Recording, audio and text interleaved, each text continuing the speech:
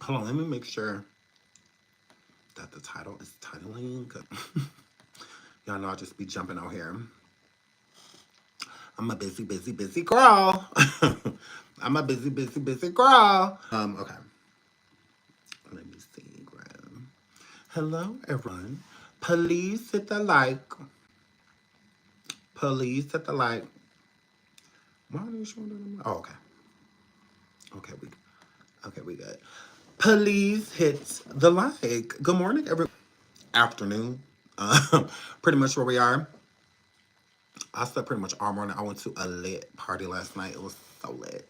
I had a good time. I thought it was today, but it was yesterday.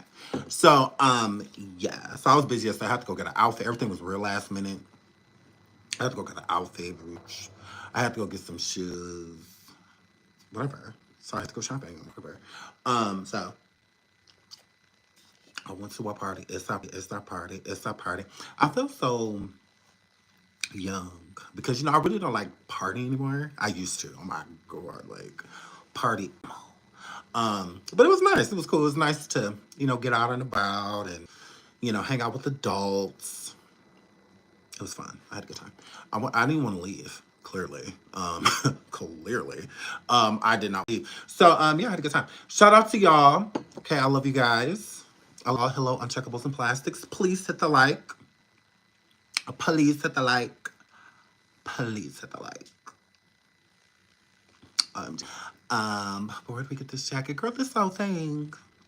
Girl, this whole thing, girl. This whole thing, girl. Tip West. Tip West. Tip West. I'm making this. I don't know. I shop some of you. See how I shop, girl? I'm worse than you. No one's worse than Tiff. Shout out to Double D. Thank you so much for the super sticker. Thank you so much. I love you, girl.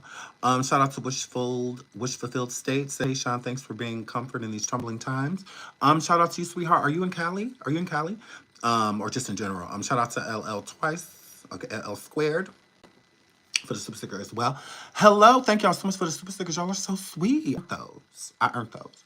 I deserve, yes. So shout out to y'all, Adina, Green Eyes, Corey, Ro, Jacqueline, Frenta. I have a lot of members. I really do. And I get paid off of them too. I get paid off of them, so I get a little piece.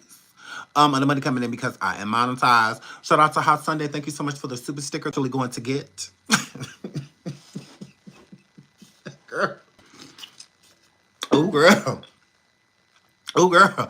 The hag. Hag. Don't you wish you was getting your coin too, girl? The 21st again, girl. What's going to happen? Girl.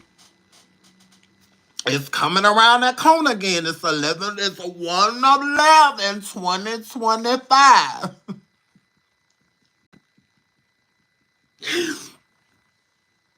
Girl. Correct. Correct. So in about 9-10 days, girl. Correct. Wait. 9. Days, girl. Them checks gonna be coming through, girl. Ooh, girl. Now, my son. Girl. That check won't be lost in translation.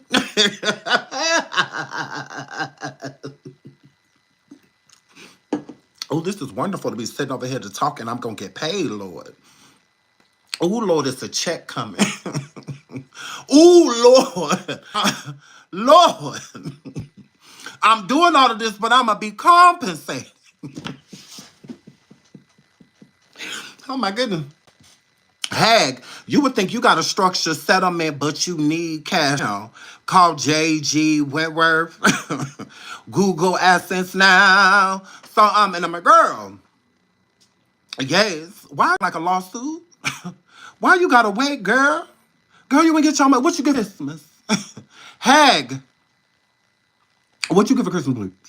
Because inquiring minds want to know, absolutely. So So I love you. Hello, Silver Blue, Super Sway, Shrinking Sharon. Is that Bree? Girls Gossip Prize. Hello, WD. Hello, everyone. I love you guys. So the title is Hollyweird is on fire because it is. Oh my goodness. And then Allie Carter, show her baby. Allie. Not bitch, protect the children. Let me find out you can protect your own. Allie. Let me find out the Lord ain't give you no another baby because you was getting rid of him. You had a stamp card at the abortion clinic at Planned Parenthood. Girl. Mm-hmm. You got your nerve. You got your nerve. That's just what that were. Shout out to my boo, Annie Andrew. She said, Sean, I love you so much. So be nice. Today is my birthday. We don't care. And I gifted a membership upgrade. Hey, Maz. Hey, family. That does not excuse anything. That does not excuse anything. What is you doing today besides being in my face? Hello, Danny. Hello. Girl, we ain't got no balloons. Don't you think you gonna try to talk about and be nice? Be not nice for what? Drake made a song, girl. He was talking about me. Nah. So allegedly, it's Danny Drew's birthday. Allegedly. Always coming up in here born. Like, gross. Yes. I was coming here born. It's really annoying because y'all really don't, because y'all don't be thinking about what y'all took y'all parents and stuff through. Like, y'all got y'all nerve. So, because we ain't seen no ID, we ain't seen no birth certificate, nothing. Danny could just want us to talk to her. She could just want us to talk to her. Oh, y'all got to think about that. Y'all just say happy birthday to any goddamn body. Now, allegedly, it's her birthday. 2 happy birthdays to do it. Okay? Not we done seen them in the chat. That's good enough. I don't know why y'all be running up in here born. I really just don't understand it. Like today, Sean, today is on my driver's license. So I ain't got no gift. I don't sing no song. We ain't got no streamers, no balloons. None of that. See, the problem is y'all be having me be ill-prepared, making me look like a bad person. Okay, Tiffany Willis. Gemini twin. Okay, Shauna, abort. Abort. Okay? We done said happy birthday to Danny Drews. Nah. Allegedly. Allegedly took her mama through hell. Didn't you, Danny? You celebrating the day your mama dropped out of school? Get on my nerves. This day my mama had to drop out, period. She ain't had no daycare. My grandmama said no. You don't think about that, do you? Did you think about that, Danny? This is the ad. This the mama gave up on her dreams, period. Party over here, party over here, party over here. Girl, please. So then my mama really knew she wasn't going to college.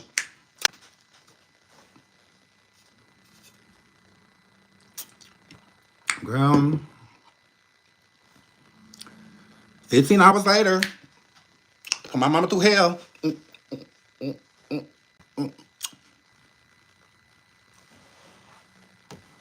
Now, happy birthday, Danny, allegedly. Now you happy? That's what you want? Because I gave it to you. Yeah, please. Damn, I can't believe Danny Drews came in here born. I can't believe I thought we was better than that. I thought we were better than that. Clearly we're not, girl. But allegedly happy birthday. And it's enough happy birthday. I'm about to leave. It is enough happy birthdays in the chat. She know. Oh my God. Now, before I was rudely interrupted by birth, okay? If I was rudely interrupted, because I was rude, damn girl. Thought you liked me. So that's just what that word. Now what else is in the title? Ooh, Omar Gooden. Omar Gooden Jr. Pops the Hag. Ooh, Hag. This 2025 is just not your year. Like, oh, girl. 2025 just not your year, you stupid bitch. It's just not your year, girl. Oh my God. Oh my God. So we're gonna get this. Yes, Omar Gooden Jr., which is Cuba Gooden Jr. Okay, show me the money. That's his little brother. The one that was, you know, in a lawsuit with Diddy and all of that. And I'm gonna get this fire truck to hurry the up.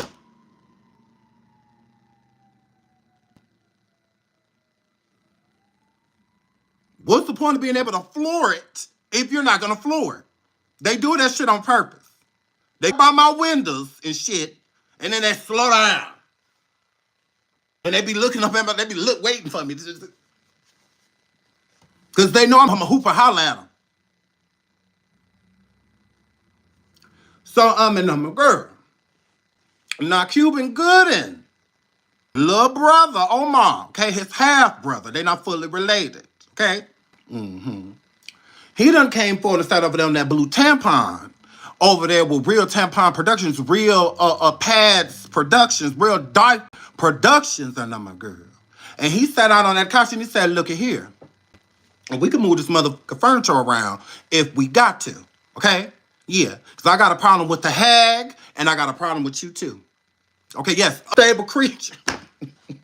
See, I ain't gonna say the B word. Him. So I'm here, flip. So he came for because the Hag sat over there, psycho, ashes throwing, yes, manic, sitting over there lying on a blue tampon. That's just what that word. That's just what the word. So he sat over that line, and then when he went over there and sat down, he said, "Look here, because I know y'all paying me to be here, because I wish I would be here for free." Gross. I mean, y'all let just lie on me, like say complete lies. My dear father. You know, all of y'all just let this manic bitch just sit over here and just say whatever she wants to, and it wasn't even a Monday. So it's just like, what is going on? Yes, the Blue Tampon Productions, Real Tampon Productions. Yes, you heard of them, girl. Girl, they be over there going viral, girl. They over there going live viral. Girl, they be over there going live viral. Correct. Viral with lies. Live viral, girl. Viral live. Correct. That's what they were. So, yes, so she sat over there with no hair and said all of that, girl. And then, y'all, the Hag one got these braids. Bitch, I was dying. Understand me? Do you understand? I know whoever was braiding her hair. Girl. I know who that was like this. Braiding her eye in it. And all, because I'm like, girl, how did that... Who did her hair? Nettie? From the color purple, girl? Nettie! I said, who braided her? No! No, I gotta go to school. No! I gotta go to school. No! I said, look. Bitch. Who braided them crumbs, bitch? Shut your mouth and keep on talking. Can you move them, girl? If you go, will it just, the whole thing, will it just, well, girl, can you go like this? Can you do this, girl? I said, oh my God. Bitch. Say it ain't so. I said it then, and then it's the hang time start right here for me. Girl, it's that the hang time start right here for me. I said right here. Then the hang time, girl. I said, girl, shut your mouth and ooh, girl, when crumbs is braided. I said, gone, Hag girl. Gone, girl. Gone to get a whole bunch of colors. You was ugly. Hello? Hello? Now, you was cute back in the day, but now you're fat. So, yeah, you big. You big in here. Girl, you too big for colors. Correct. You too big for colors. Yes. And then the front of you, that square. It's like, it looks like throwing up gang signs, but like this way instead of, I'm crip, huh? It's claw. It's the claw. So, and I'm a girl. So, yes, I'm like, yeah, you stop getting colors. Hello? Stop getting colors. Does that like make you feel like feminine? Because you want people to know that you was a girl, Damon? Because you still look like a boy? Because I'm like, why do you keep getting colors? Like, gross. It's still a boy. Like, ugh. I'm like, you got to stop getting colors. That's ugly. Like you. Like, ugh. That's your nerve. I'm like, I thought those was the prostitution color. Didn't you stop doing that?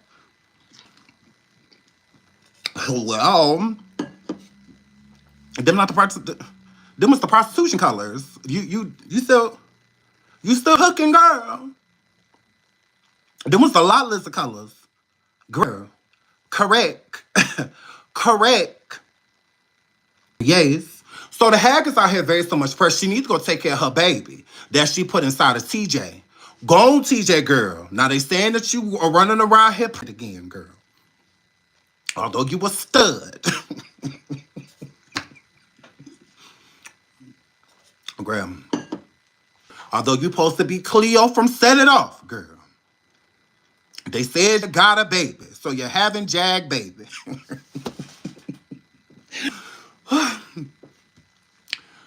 Hag, you need to take care of your baby. And you run around here doing everything but, hello? Go take care of your child. And my girl, you got a baby on the way, but you run around with Slodell still, girl. And he's still sitting over there, ain't got you no deals, girl. Ain't got you no collaborations, girl. Ain't got you verified nowhere, girl. He still over there fat. He just still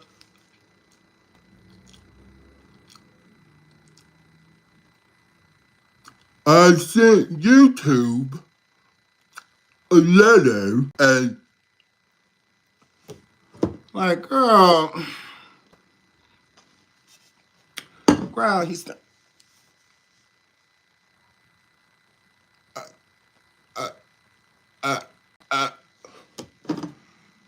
Open your mouth, okay? Still over there giving FUBU, fat, black, and uncomfortable. Okay, so he's just still over there slow, just not doing what he's supposed to do. Okay, and she's still sitting over there broke. She's still correct. TJ, y'all know TJ, girl. Y'all remember TJ? I made her famous. Correct. I made her celebrity. Shout out to TJ. Correct. We ain't got no beef. I don't have any beef with TJ. Shout out to TJ. She's pregnant. I hope that she has a beautiful, healthy baby. Correct. Hopefully this one ain't gay. All right. She's already been down there. All right. So I pray that she has a beautiful, heterosexual baby. Correct. It's a lot of gay around her. Okay. She the child gay and that weird Zaya wave shit girl. So hopefully she has a beautiful little boy that wants to be a boy. She has a beautiful little girl that wants to be a girl. Like, born in the right body and feel that way too. So that's what I hope for her. Correct, girl. I hope your baby ain't gay, girl. Girl, you don't have enough of gay. So yes, hopefully you have a beautiful little hetero baby. Okay. So is she AI pregnant by AI? Look, I have not verified if, TJ is actually pregnant. People are assuming it because the videos that she's recently dropped. TJ, I would love to, pick your brain, girl. Girl, you're pregnant, girl. So, yes. So, I don't know if she's pregnant. I mean, it's been sent to me, but, I mean, she could be pregnant or, just eating real well. So, whatever. So, I don't actually know if she's pregnant or not. But it seems that way. It seems to be, ooh, not pregnant with gas. Twins. Hair flip. So, yeah, so shout out to TJ. I don't know if she's pregnant. But she could be. But I would be really confused by that TJ girl. Girl, look at here. You said that you don't jump on the. Okay, are you faking being a lesbian? TJ, let me find out you really like Zeke. Let me find out that you really like Zeke, girl. Because I like shit, girl. You doing a lot of that. Pregnancies, all of that. So shout out to you. TJ, if you're pregnant. Again, I don't know.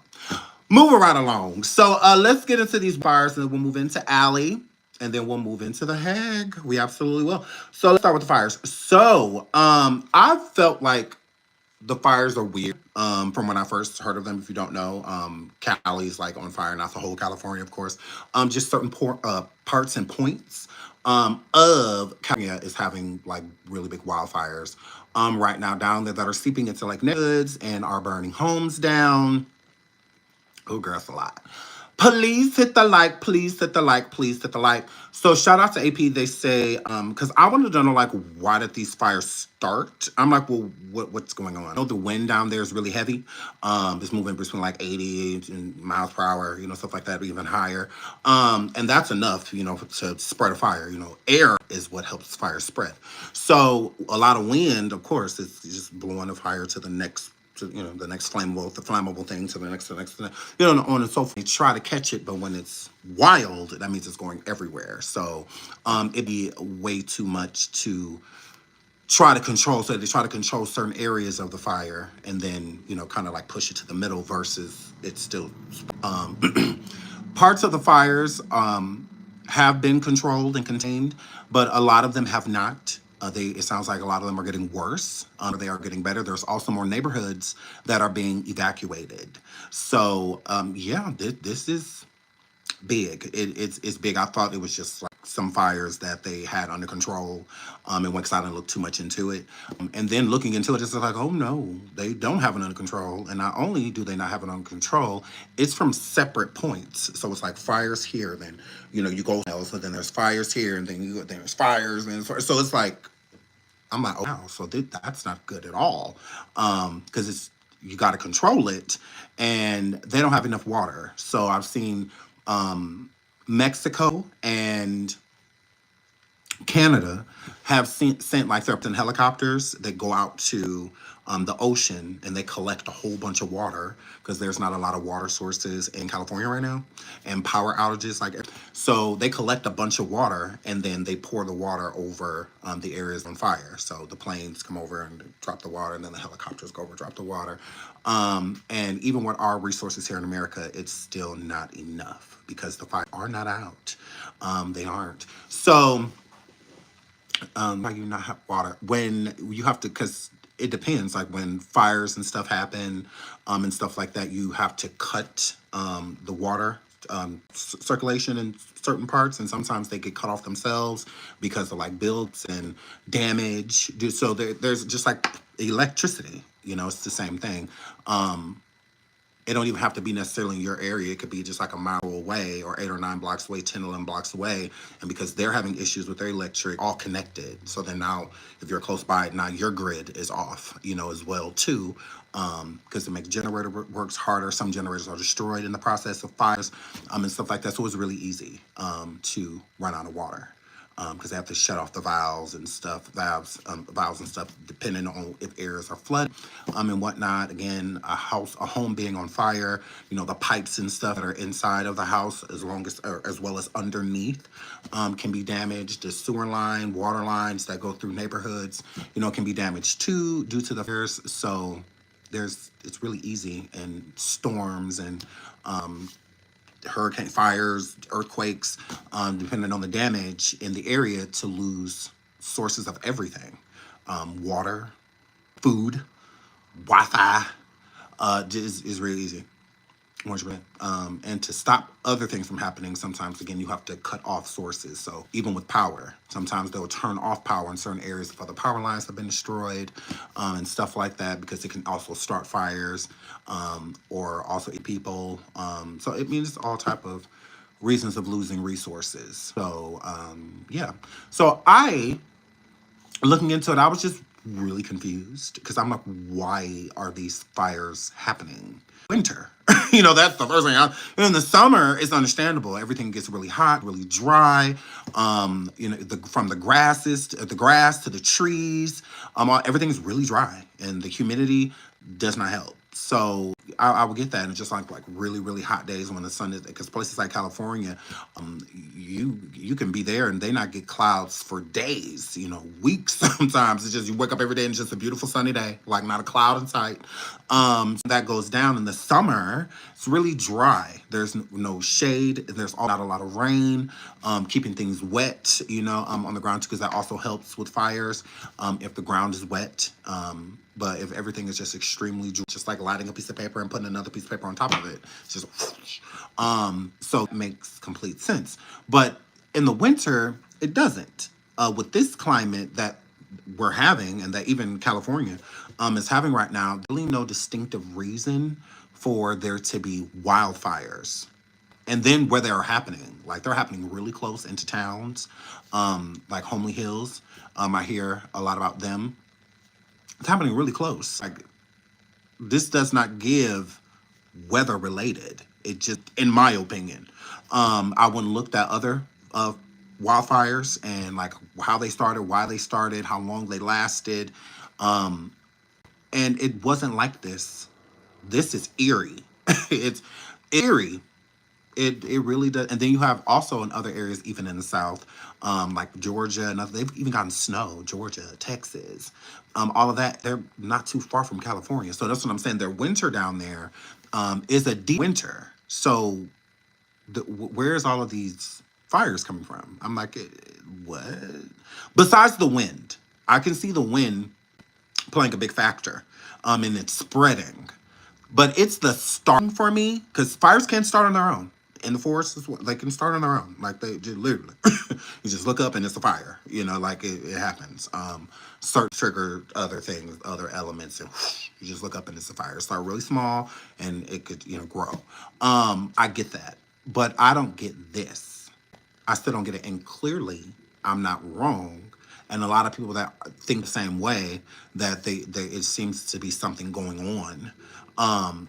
Because we just had drones and all of that outside the White House. I'm not, again, it feels like the intent is not accidental. It seems as if there's malice behind what's going on, okay? There's a lot going on in the world right now, okay? A lot. California, New York, Washington, those states are bigger states in America that run a lot that go on with trading and, all the, just in general, like how the World Trade Centers were in New York, and whatnot.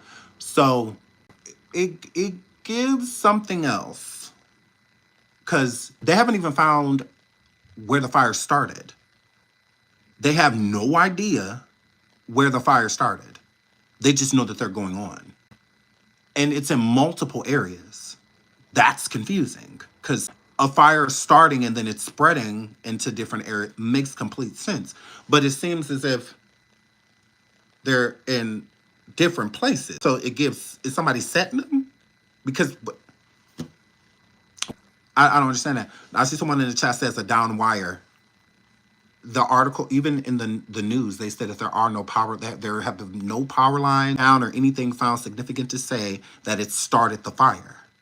So a wire isn't even in question. And let me get into that. Shout out to AP. So it says, Los Angeles investigators are considering an array of possibilities. Ignition sources for the huge fires that have killed at least 11 people and destroyed thousands of homes and businesses in the Los Angeles area. In the Healy upscale Pacific Palisades, sorry, I want to be out on this side. Palisades, okay, sorry, I lost my reading. Okay. Home to Hollywood stars like Lee Curtis and Billy Crystal, who lost their houses in the fire. Officials have placed the origin of the wind-whipped blaze behind a home of Pedra Morada, I hope I'm saying that, Drive, which sits above a densely wooded area. While lightning is the most common source of fires in the U.S., according to the National Fire Protection Association, investigators were able to rule that out quickly. So it wasn't anything weather related. So storm, no lightning, no none of that. And again, it is winter. There were no reports of lightning in the Palisades area or the terrain area around the Eaton, which started in East Los Angeles County and has also destroyed hundreds of homes. The next two most common causes, fires intentionally set and those sparked by utility lines. John Latini, owner of the Scientific Fire Analysis in Florida, who has investigated large fires in California, including the Oakland Hills fire in 1991, said the size and scope of the blaze doesn't change the approaching out what caused it. His quote, "This was once a small fire," Latini said. So whatever started this, it was small. It wasn't something big. So why couldn't it have been a person? Why can that happen? A person starting a small fire that grew? Like, that's what it gives to me. Since weather or a power line or nothing like that was reasoning, somebody could have easily started it. The area didn't determine the cause. So far, there has been no official indication of arson. And no official indication. So that doesn't mean that it wasn't arson. They just haven't found, the receipt yet or proof yet. Just say like, yep, they definitely started this fire. And utility lines have not been identified as the cause either. So again, there are no utility lines, which will be easier to locate. Utility lines down to have started this fire. So it wasn't weather. It wasn't lines, wires, power, utility, nothing. It would, so thus far, those things have not been proven to be true. So they're not ruled out, but it's been nothing significant. And that would be easy to find. Like, that would be easier. It would be way easier to find a power line that's down somewhere, because people will definitely report it. Be like, hey, we don't have power in our area. So that's what they're going to go look for. They're going to go look for, are there any power lines down? That they're going to go look for that. In that area, they're going to go check all of the power lines. And no one has reported and said, hey, there's a power line down here. Or, hey, there's live wire here in this area near where one of the fires were. No. So what does that leave? Arson. Arson. There's been no weather there to cause a fire, meaning lightning, or anything like that, which lightning is the number one causes of fires. No. There are lines down? No. It would be a power line on fire before down at this point. And that, again, is easy to locate because they're going to go to the neighborhood of the ones, because if a power line is down, then there's power gone in that area, usually blocks, or a block or two. So nobody reported any of that. The power outages are mass. So it's like cities, damn near, without power. Not like an area or a couple streets, like a side of town, like north side don't have power, or east side. No, most of those areas, none of the sides, north, south, west, no one has any power. But there are no reports of power down. So it's given intentional, because with these fires being spread and they're being spread in different locations, how could people not know, or authorities not know, the fires are being started? It gives like cover up, like deliberate, like these fires were intentionally started. Because how do you go into surrounding neighborhood areas starting fires and no one sees anything? No one sees nothing. And the fires are getting so big that they're entering neighborhoods. So are they being set in the neighborhood? Because it's like, damn. Wildfires in the summer, it's hot. So it's easy for them to, once it starts to go and going, it's going. It's like an avalanche. Whatever's at the bottom of that avalanche, just know it's coming. So in the summer, when it's so hot, and the air is really dry, it's who not did it. I feel like Baby Love did it. Correct. If I be honest, if I'ma point my finger at somebody, I'ma point it at Baby Love. Correct. This does have her name on it. Okay, they said it was a small fire. She is a small fire.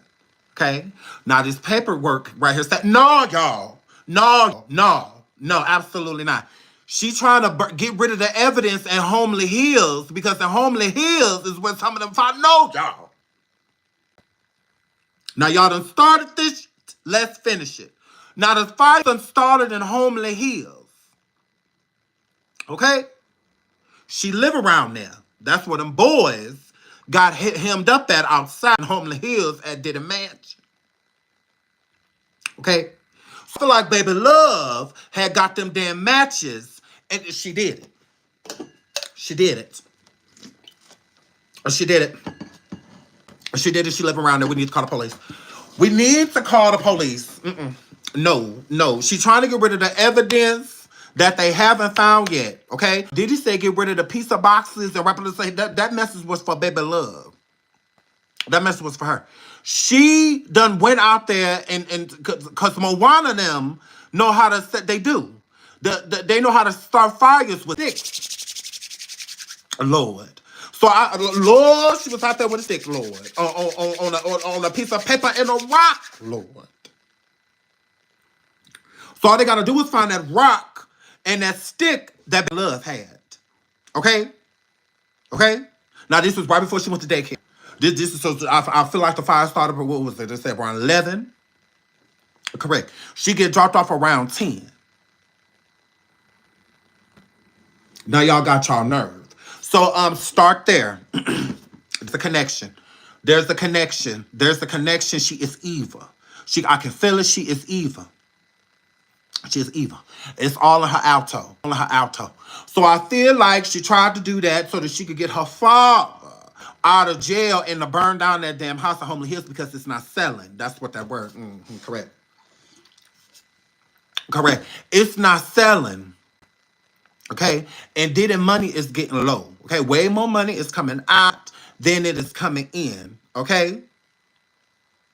Correct. So a little baby grudge, Love, she done went over there. Okay. Annabelle went over there and started this damn fire. That's just what that word. Correct. Whatever. Okay. I feel these fires were started by some damn body. Okay. Don said, is Oprah house gonna go up in flames? Now, girl, I heard here a little that Oprah might have something to do with it, girl. Shout out to Sherry Shine. Thank you so much, sweetheart, for the super sticker. I love you, girl. I love you. What's the did I miss another one? Okay, Sherry Shine, my baby. Thank you, Sherry Shine. Thank you, girl. Thank you. Ooh, shout out to Isaiah Jackson. Said I'm late to the party. Not my son. Yes. Hey, Isaiah. Thank you for being here. Thank you so much for the super sticker. Please hit the like. Please hit the like. Please hit the like. So yeah, I heard Oprah. Oprah, I heard you might have a little piece to do with this. Y'all want to hear about her? Ooh, girl, Oprah, girl. Oprah, girl. Ooh, now Jaguar is the truth. Not according to Omar. Omar said that bitch a dirty liar. She is dirty-legged, dirty-elbowed liar. Correct. She is an ash-knuckled liar, is what he said. Correct. She is a German Shepherd that needs to be put down. That's what that word just should bite people. Yes. So y'all, Oprah has been buying up a lot of land in California. And not just California and other areas, right? So a lot of people in the Homely Hills area and around, Los Angeles, and whatnot, grill, the housing market is horrible. Right. So since the housing market is horrible, one of the ways to, get people to, because you know how people is when they want to buy land and stuff and your property is on the land. They'll do what they need to do. They used to do it to blacks all the time, when they wanted our land and wanted to buy our areas like Black Wall Street, and all of that, girl, when we would say, oh, we're staying here, like we're going to do our thing, but things, they would burn it down. So that's allegedly what's going on in Hollywood right now, including with celebrities. A lot of these celebrities are broke. A lot of these celebrities do not have the money that, people think that they have. So since these people, certain people like Oprah and others, want this land, I'm not Oprah set anything on fire. I'm not saying that at all. But I'm saying that it will make it a lot easier with the majority of the homes with people not having as much money as they used to, and also not keeping up on the bills that they used to. So having homeowners insurance or fire insurance and stuff like that, a lot of people don't have. Now in California, I think that that wouldn't be smart to not have like weather insurance and fire insurance, and you should have all insurances and because you just never know, because they have all weathers, even like earthquakes, all that stuff. So it would just be better to be prepared. And with them having wildfires, California being known in America, one of the bigger places to have wildfires, then why not have fire? Like, why not have fire insurance? Like, I don't get that. I mean, you should have house fire insurance just because you just never truly know. No one expects their kid to burn their house down. No one expects their ex to burn their house down. Nobody expects to burn their own house down. So like it's not necessarily a plan unless you left eye, girl, because I believe in blowing up spots. So it's like, other than that, girl, you should definitely have fire insurance and fire protection. DDG, I believe something happened to his home, and he said that he does not have he has insurance, but his insurance does not cover fire and fires. So he's going to be next to on his own if there are any damages, which I haven't fully looked into it. But if it's like burned down to the ground or just damaged at all, he will pretty much have to take care of that. Correct. They're not going to do it for him because so he's not the only one. So DDG, the money that he has and doesn't have fire insurance, imagine all of the other people in those areas, and not just the celebrities, okay? Because there's plenty of other people that are rich. It's not just for celebrities. There are plenty of people that are rich. But in this, where we are right now in the economy, a lot of people that in Hollywood that are celebrities, the last thing that they're really holding on to be their homes. It's usually the last thing to go. They get rid of everything else first, or they'll do whatever they can to save their house. So when assets and things are being made up because they owe this and they owe that, and whatnot, then the home is usually what they'll try to protect. They'll try to keep that the longest. When you have these higher ups that want to do other things, either with the land or the area, they'll do what they have to do. They will. So if it means burning homes down to get y'all up out of here, because some people rebuild, but most people don't. Most people don't. Most people take their insurance check and be on their way with it, or will buy another home or something like that, because you have that right. You don't have to fix the house up if you want to get another home or something like that. And if you're having money trouble, most people will downsize.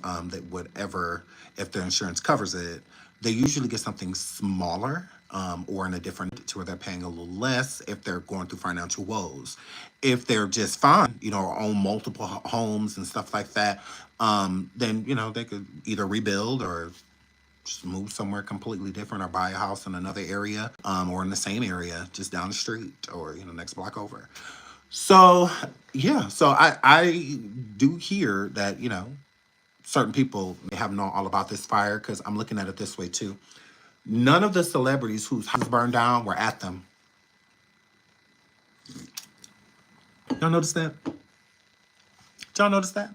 Let me pull these people up. None of the celebrities were at home during these fires. Okay? None of them were there. That's weird. Okay, now what would make it not weird is saying that after the evacuation, because of course no one would be there.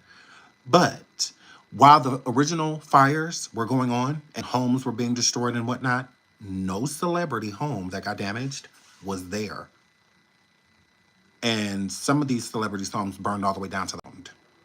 So that means that it was on fire for a long time for it to burn all the way down to the ground. Most homes don't get that far. It's usually caught, like the fire department, while being alerted, will catch it. But when they're so big and there's so many, then it takes them time, to get into that area. So that means that it was on fire for either a day or half a day or all day. Yeah, and none of them were there. None of them, buddy. So how did y'all know not to be at home? Ain't y'all so devastated that your houses are burned down? Because you live there, right? Okay. Then where were you guys? All of y'all was gone? Well, all y'all was on the same movie or something? Is it like another star-studded movie that's about to come out or something like that? All of you guys shooting Black Panther 3, Avatar 3, or what? Because I'm confused. Paris, where were you? Jamie Lee Curtis, where were you? Where were y'all? I find that weird. I'm like, none of them at home? Not that I want them like burning in the fire or anything like that, but I mean, it would have been nice to see them actually like live there, because why would you not be home? I didn't see any of these celebrities, Paris Hilton, Jamie Lee Curtis, none of them online talk about, I just had to evacuate my home. I hope everything's okay. I hope my house isn't burned down. I hope everybody's safe. I hope that, no. When you hear about a celebrity saying the house got burned down, it's because they come into it burned down, meaning they weren't there. Where were you? Where were you? I mean, I guess celebrities are busy. I get it. But not all of y'all. Jamie Lee, you ain't got shit going on. Friday, 26th. Didn't you do one that one, the last one that y'all did? How many times he gonna come back alive? Girl. What's your damn nerve? Jamie Lee, you ain't got nothing to do. You ain't got nothing to do. You ain't got nothing to do. Where you were? Where you was at? Where you was at? Paris, it's really hot. And Cali, girl, where you was at? Where you and that little big head boy? Oh, where you and that cute little baby was at? Because he cute, but he got a big ass head. But he cute, girl. All he is. But he got a grill. Gnarly. I was like, wow. Wow. Oh my God. I was like, Paris, you hold him, girl. You like 27 pounds. I was like, wait a second. I was like, oh, Lord, that's a... He don't have dreams. He literally has movies. Like, girl, he has seasons. He go to sleep and watch the whole Charm franchise. Girl, because I'm like, wow. Got more head than he got body. All right, girl. But he cute. He a little cutie pie. Girl, he got a big ass head, girl. I don't know what we're gonna do about the head, girl. You should have been shaping his head, girl. It's like, girl, you gotta... Paris, girl, you gotta shape it, girl. You gotta... Put him up on your arm, girl. Because I'm like, girl. Paris.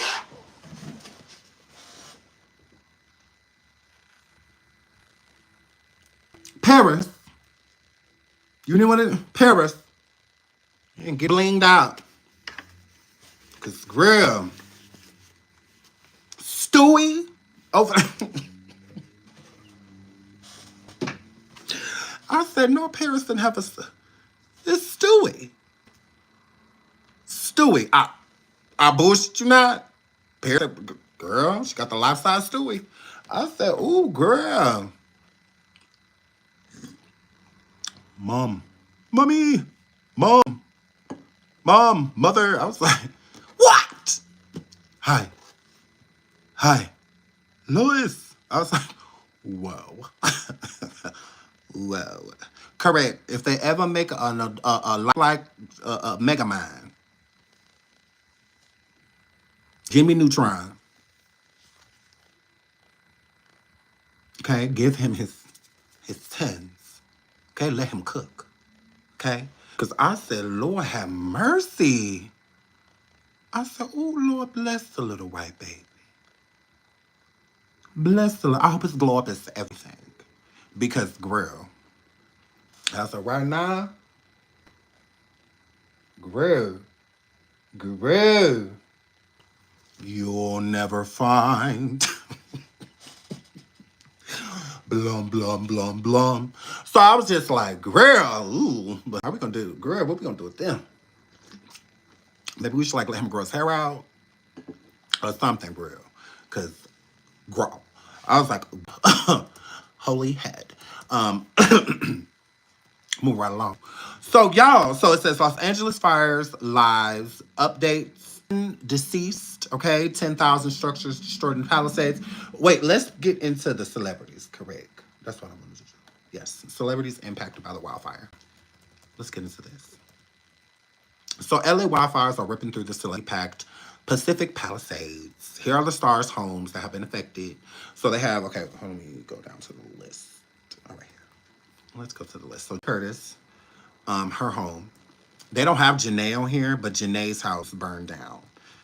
They need to put Janae's house on her. Y'all got y'all nerve. Paris Hilton. Okay. Her mom. Oh, okay, yes. So it's on Wednesday, Paris Hilton shared on Instagram that she was heartbroken beyond words to learn that her Malibu home had been destroyed in the fire.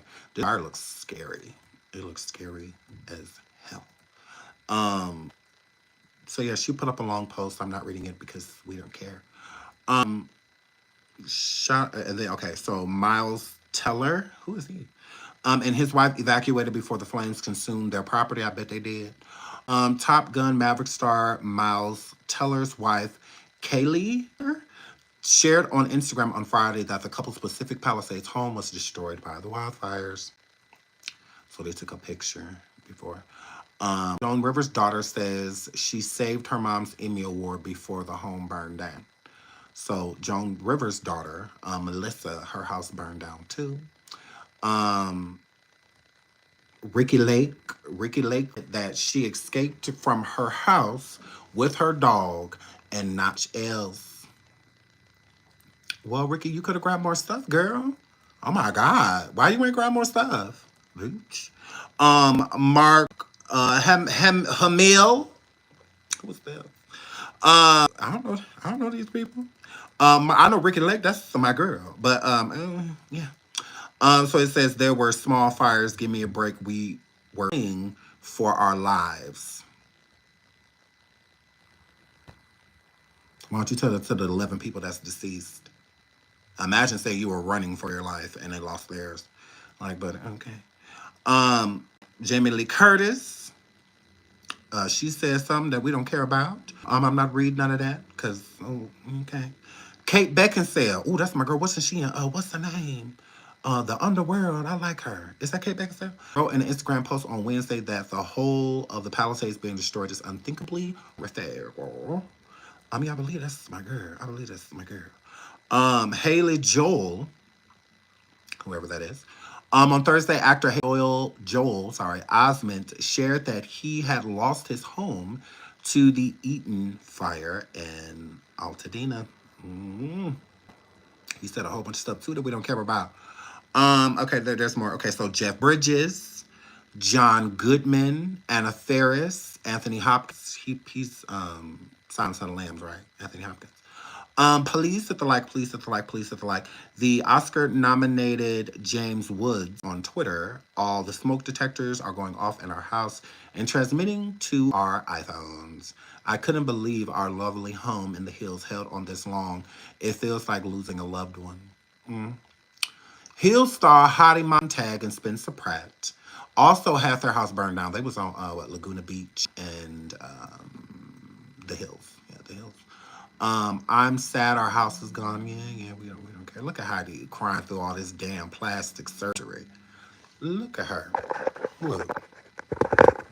Look how I just had to come on live.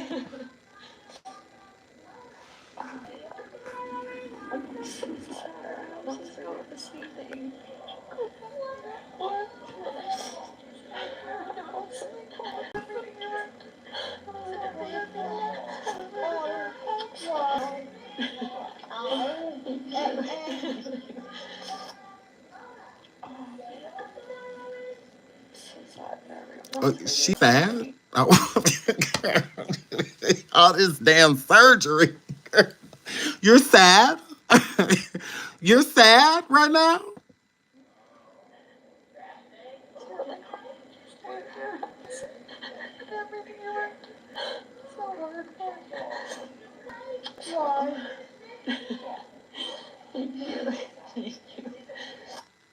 Oh, her kid is cute. But girl, I'm sorry. It's hard for me to feel sorry for people at this time. Like, don't get me wrong. I do have sympathy and empathy. It does not matter how much money you have. Losing, photos and, things that just never get back again. I understand that is very hard to do, but it's hard for me to feel sorry for the celebrities. I don't feel sorry for y'all. I don't feel sorry for the celebrities, and I don't feel sorry for the rich people. I don't.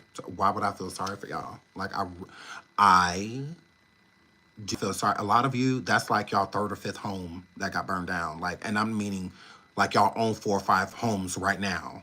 And that one just so happened to be in the direction of the flames. So that's another thing. Like why a lot of these celebrities weren't in their homes in the Palisades and like that because they have homes other places. They live other places.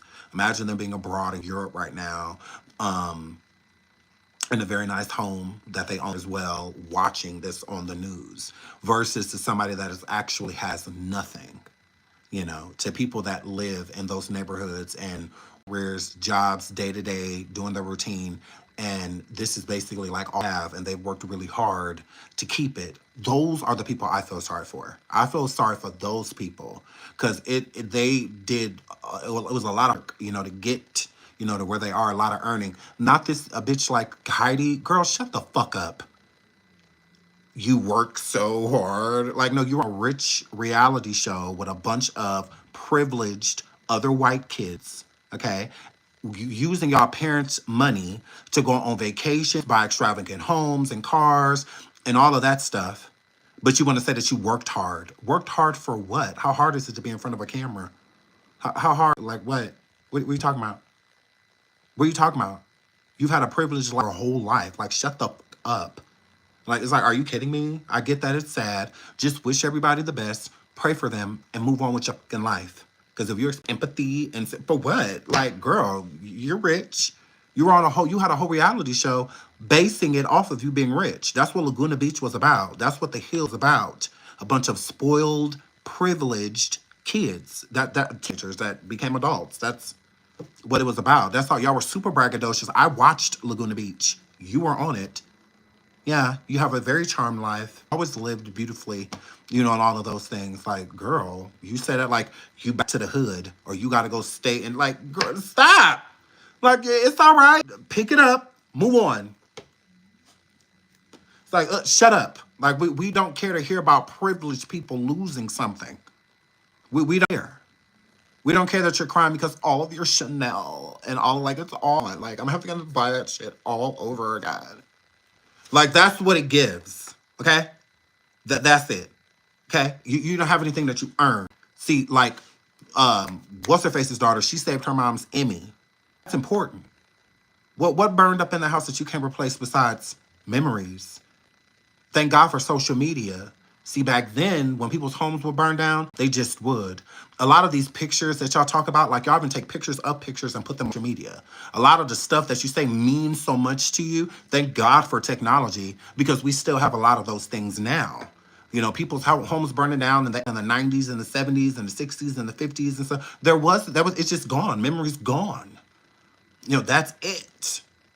Girl, you got 5, 6 social medias filled with memories of you, them badass kids, and Spencer the racist husband. Yeah, Spencer the racist. You'll be all right. Like, so let's stop making it seem like you don't have anywhere to go. Okay, a lot of the people whose homes burned down, they can go kick it in Laguna Beach at their parents' mansion like you can. Or go kick it with Spencer and his privileged family. Like y'all even have family to fall back on. Y'all have a lot to fuck on, playing B's and C's and D. Like, a lot of these people don't. It's just, they just got to figure out what's next. A lot of these insurances and whatnot, trying to pay up. And there's bigger fish to fry. Bigger fish to fry. Okay? Stop it. Like, we don't want to hear it. We really don't. So, and then another reason we don't want to hear it is because people have died. People have died.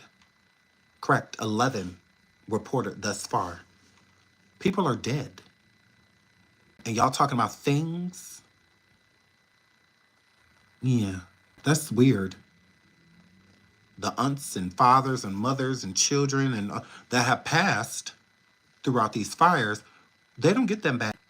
Imagine talking about something not being replaceable. You here losing whole human beings. You think I'm worried about materials? You think we worried about that?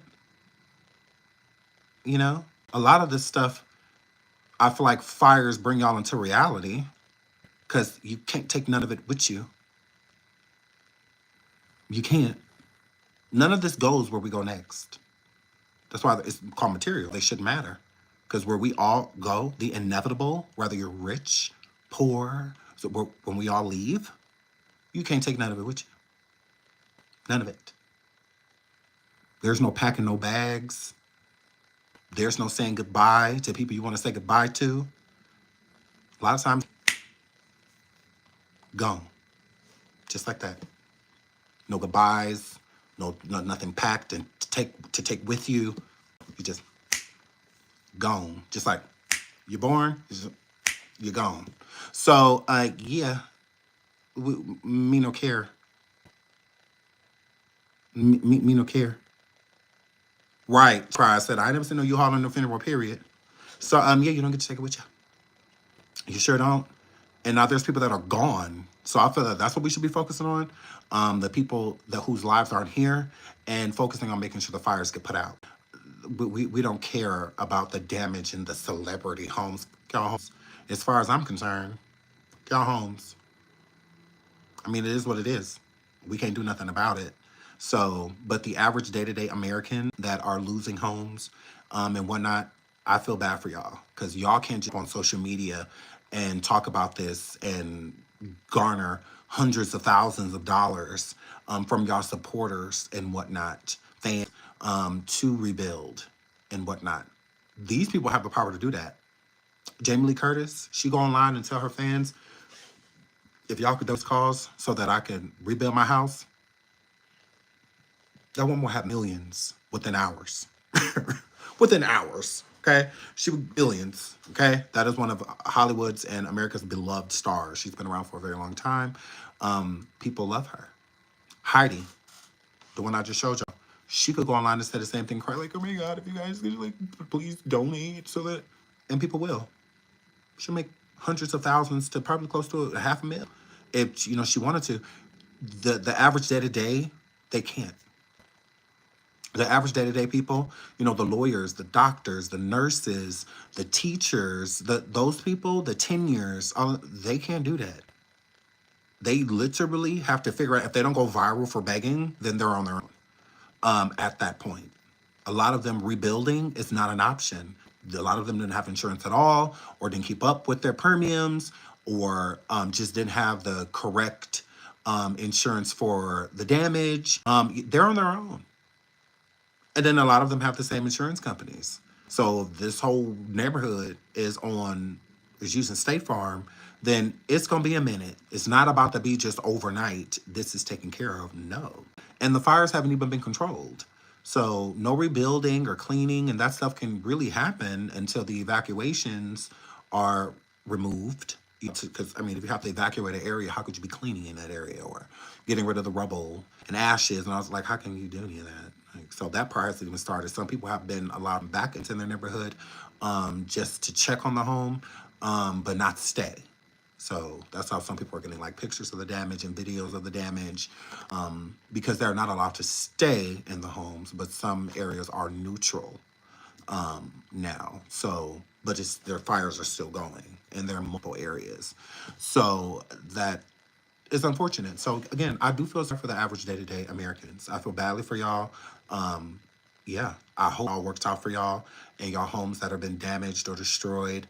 I hope, a miracle or a blessing comes and helps y'all with y'all situations. It's unseen. It's winter. That's the last thing a person will be worried about. Even living in California is worried about a wildfire. And coming into neighborhoods is crazy because usually like the smoke and debris and whatnot is why they evacuate a lot of neighborhoods because it's like dangerous, smoke inhalation and all of that. It doesn't mean that the fire is headed towards them at times. A lot of times they just evacuate because of, the air is polluted, and all of that. So it's like, get you here before y'all homes be like filled with smoke instead of y'all laying in here breathing it in all night, get out of the area. So yeah, that's usually with the fires that I've researched. It's been like that. They have came into neighborhoods and stuff before. That's not foreign, but how this is going on, no. The wind is the only contributing factor, and that's of the fire spreading, not the fire starting. Now you could say the wind is the reason the fires have picked up and switching to other areas, but don't see how a fire can hop from one side of the city to the other side when it should just be burning everything in its track. You know, how is it, burning, burning, burning, burning, burning, the burning stops and then miles pass and then it's a fire again? How the that possible? Like, that's where I'm thrown off because I'm like, how? So it gives somebody starting these fires, but if they're starting them, how are they not being caught? I, how are they not being caught? So it gives deliberate. And then burning a big area, you make it vacant because most people won't rebuild. Not everybody's going to rebuild. Not everybody will be like, yep, okay, well, here we go. Here we go. Not some will, but a lot won't. A lot of just move out of the area or move into a different part of the neighborhood, or just they won't. They will sell to because again, a lot of property has been being bought up by some people in California, so they're getting what they want. If you want to buy this area of land, you got this big patch like in the Palisades and whatnot that's blocking that you want to do. Like if you want to buy that land too, meaning you can't just buy it. It has to be for sale. So if a person owns a home, you can't just tell them they got to move because you want this area to make something or build something. No, they either sell to you because they choose to, or you burn it the down. When people didn't move back in the day, that's what they did. When they wanted certain areas where they had plans to do certain things, and you had the people in the neighborhood being really stubborn and wouldn't sell homes or just didn't want to leave the area and whatnot, they burn it down. It's what they do. And then you'll look up and it'll be something completely different. So this is nothing new. I'm just looking at it, Back then, they have a bunch of cameras and stuff to follow it. So when there were wildfires and all of that, we would just hear it. Like, we wouldn't really see it. Now, with phones and everything being viral and everybody recording everything, we get to see it right away. There's, like, no waiting. We get to see it. Boom. Right away. So I do feel that way. I do feel at this point in time that it starts with a G, ends with a T, is who is doing this because nothing else makes sense. Power line being down, a abrupt storm that came out of nowhere because sometimes in lightning storms, in rurally hot like areas or areas that are usually warm. In winters, they've had storms, a cold front meaning a warm front. That's not impossible. It's not unheard of. So yeah, I think a lot of reasons why a lot of those places are burning down as well, not just because I think other people are going to profit off of it, it's because these areas are bad. I think a thing they don't call Hollywood for no reason. I think a lot of really bad things have happened in California. There definitely have been all type of groups and associations that have put themselves together. Look at when they took over the White House. Well, not the White House, when Trump didn't want to basically leave his presidency, so they stormed the place and all of that. So there's plenty of groups, anarchists and others that get together and plan things, and do things. And consistencies are at an all-time high. And everything going on with Diddy, and all of that stuff, and other, nameless as of right now celebrities that will be mentioned. In those areas, it was probably going down in, different houses, everybody doing the same but, we're going to use this person's house this time. When people want to burn it down. It could be people just taking matters into their own hands, like this place is evil and whatnot. I don't know. I'm going to tell you this. Those fires did not start accidentally. And that's no conspiracy. Fact. Someone started those fires. End of story. End of story. End story. They're in different areas. How do you explain that? How do you? You can definitely explain a fire that got out of control in one area and now it's spread and spread and spread and spread and spread. You just had drones sitting outside of certain places, the Pentagon, the White House, and they just sat there. So it could be on a, because again, war is now. The World War isn't going to happen. It's now. Like it's happening. This is just the calm.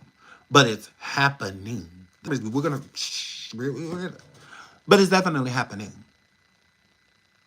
So I think that it could be an attack. It definitely could be. You got people passing away that are really big neighborhoods, and then with the neighborhoods, it's a lot of richer people that stay in those areas. So when people say, the reason I feel like Baby Love did it is because a lot of these people in that area done been to Diddy parties, okay? So maybe they're burning their areas down by Diddy's trial.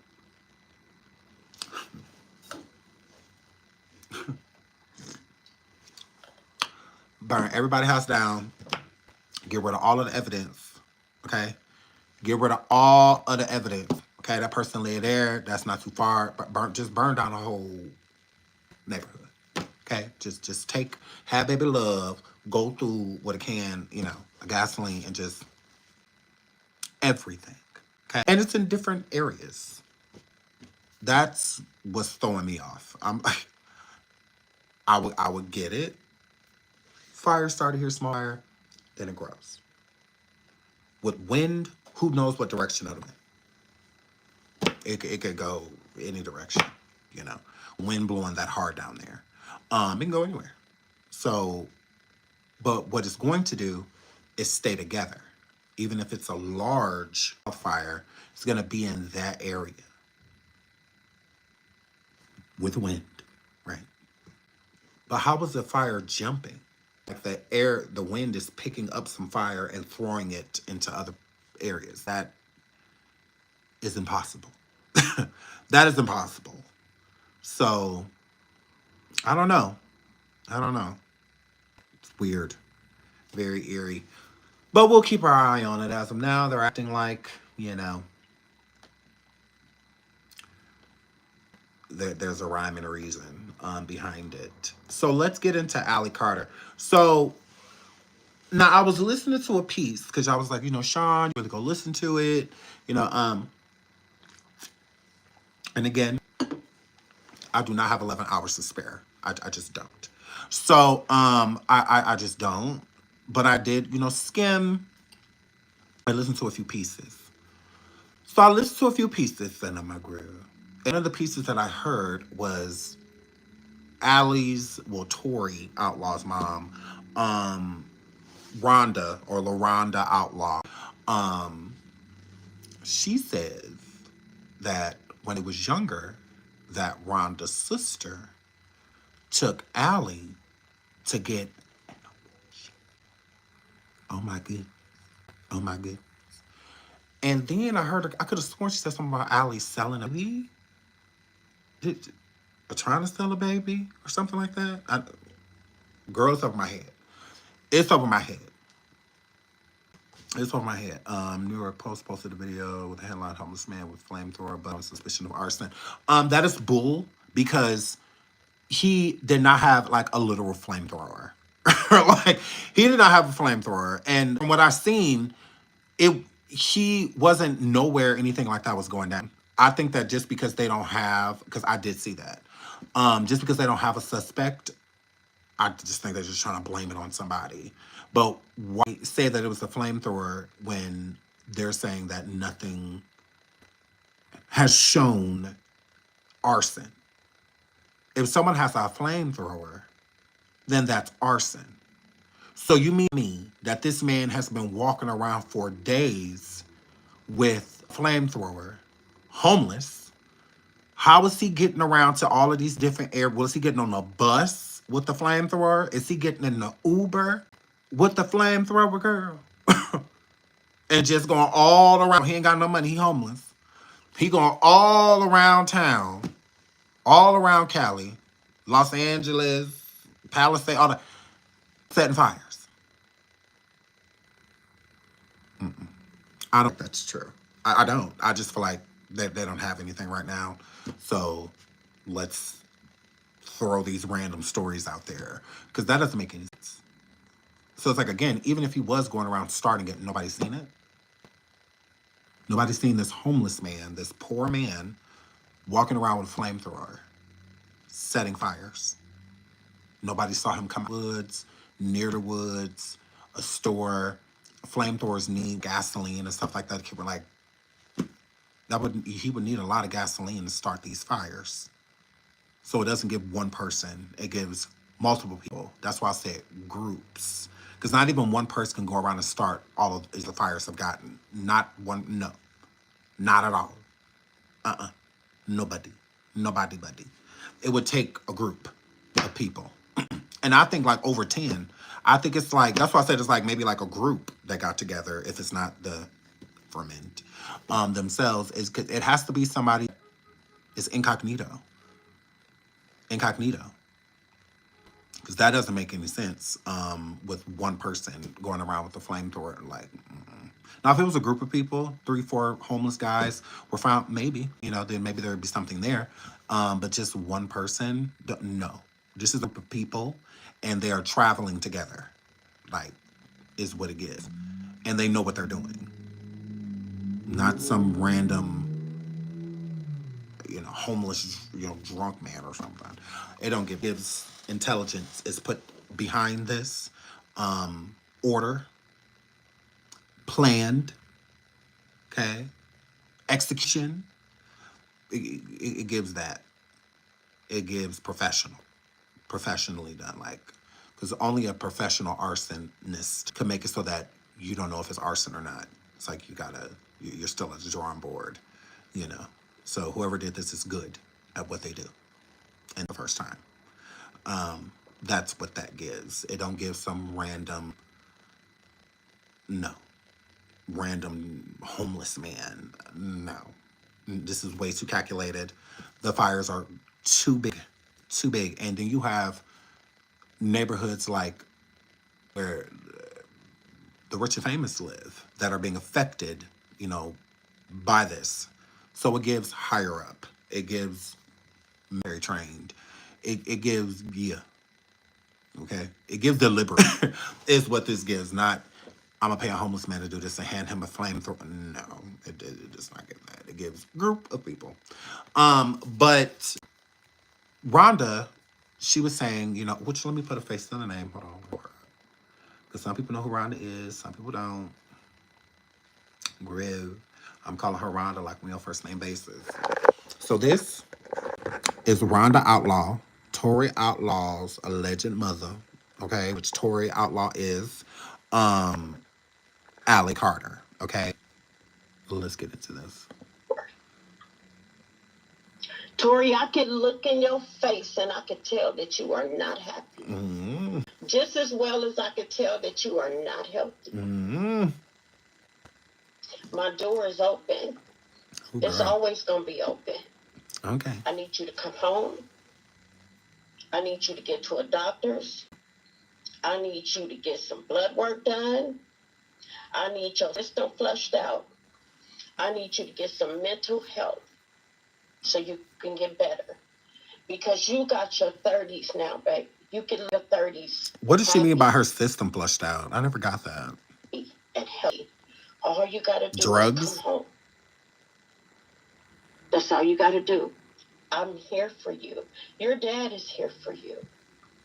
I'm going to be meeting with him this week. We are here for you. Your sisters want you to come home. Tamarian says, Sean, wasn't Jaguar house over there? No, Jaguar, they is protected underneath the Group Home Act. So the group home that her and Slodell is over there in Number Girl, they have the evacuation policy. Mm-hmm. Correct. So she don't have to worry about, anything like that, like a fire and whatnot happening. Those are homes of or neighborhoods that have homes over $500,000, $1 million homes and whatnot. So she would be nowhere near that area. But yes, assisted living that she is over there in, girl, is in that area. So she'll be just fine. Home. You have a beautiful nephew. You have a family that loves you. It's time to come home. Mm-hmm. And I know, I can tell that you are tired of the bullshit. All you got to do is run and get to a phone. Sabrina says she lying. She was on someone else's live yesterday yelling, Tori can never come back. I cannot. Call me and I promise you I'll be there. I promise you. For all of you that wanted to see my face, here I am, Tori Outlaw's mother. Please hit the like. Now what? Now what do you have to say? Get your baby. Get your baby, girl. Run, Tori. Ooh, not run. All you gotta do is call me, baby. You can call me through 9. You can contact me through 911.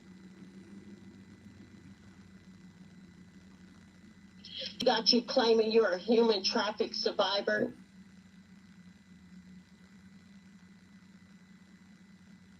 You can survive this if you do. What? Be a survivor, baby. Ooh, not a Shelly survivor, girl. Be a Shelly survivor and come I done home. heard it all. Hold on. What did Allie say that they do to new babies, girl? Allie, what you say about the churn? Babies. There's a baby farm that exists.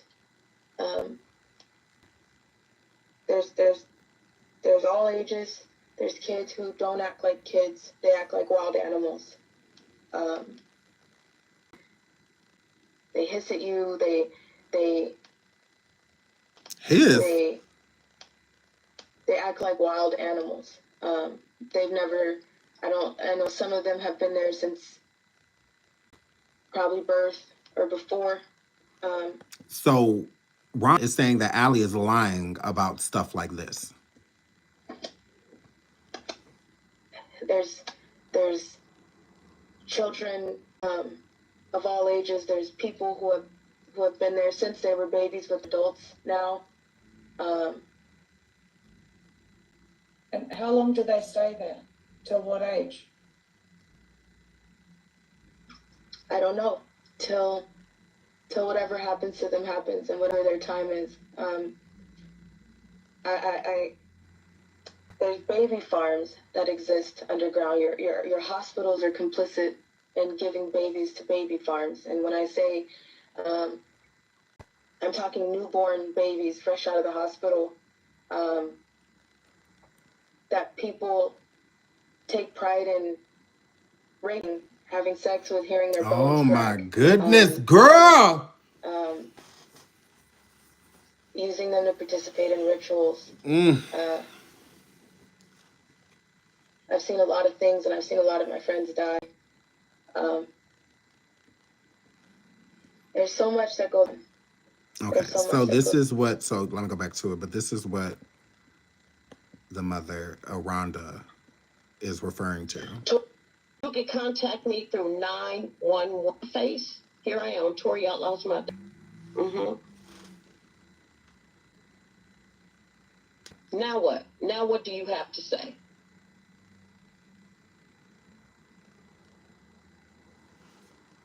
Girl, you look mean. Smile. Pick up the phone and call me, and I promise you I'll be there. I promise you. For all of you that wanted to see my face, here I am, Tori Outlaw's mother. I gotta mother. rewind it a little bit more. Hold on. All you gotta do is home.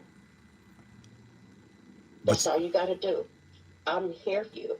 Your dad is here for you. I'm gonna be meeting with him this week. So she gonna see Tupac this week?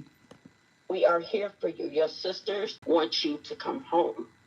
You have a beautiful nephew. You have a family that loves you. It is time to come home. And I know I can tell that you are tired of the bullshit. All you got to do is run and get to a phone and call me, and I promise you I'll be there. I promise you. For all of you that wanted to see my face, here I am, Tori Outlaw's mother. Now what? Now what do you have to say?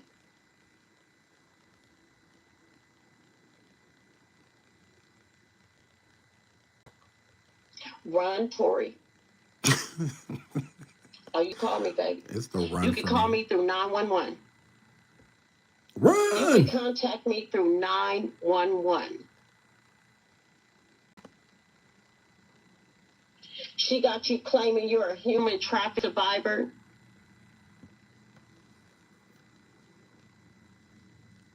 You can survive this. So she's saying she got you claiming. So basically what it gives is that Tori is saying, Rhonda, which is Tori, Allie, mother, is, you know,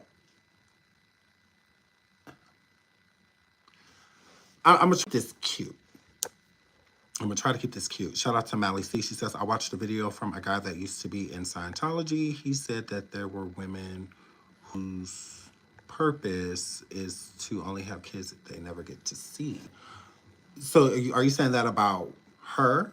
Are you saying that about Rhonda? Who you saying about Rhonda? So Rhonda, who we just listened to, which would be Allie's mother. So to me, just in a nutshell for y'all, Allie Carter has been going around for years, you know, stating that she has been, you know, affect, that she's met many celebrities in the process of being affect, that some of, you know, affect her and abused her, including likes of like Diddy, Jay-Z, Beyonce, Donald Trump, Hunter Biden. The list just goes on and on. Denzel Washington. It just goes on and on. He also alluded that Tupac is her biological father.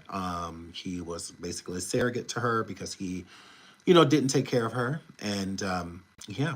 So while growing up, she was in and out of, you know, CPS's care is what she would say. She would also say that she was affect. Again, let me play this so I can bring out, you know, the ones that are probably confused. Hold on, let me make this bigger. The ones that are confused. Make it a little bit clearer for you. So, you know, Allie, what I'm confused about is Allie's mom comes forward and says basically the opposite of what Allie has said. When Allie's talking about her stories, Tori, whatever you want to call her, when she's talking about the things that she's seen and the things that happened to her, she was an adolescent, meaning she was between the ages of like maybe 4 to 8 or 4 to 9, or something like that. Hi, look at my transcript, sweetie, or something like that. But with her biological mom comes and says like, hey, she was actually with me until she was, you know, 13, 14 years old, you know, whatever. That's when she met Shelly, you know, around that time, which will be the adopted mother.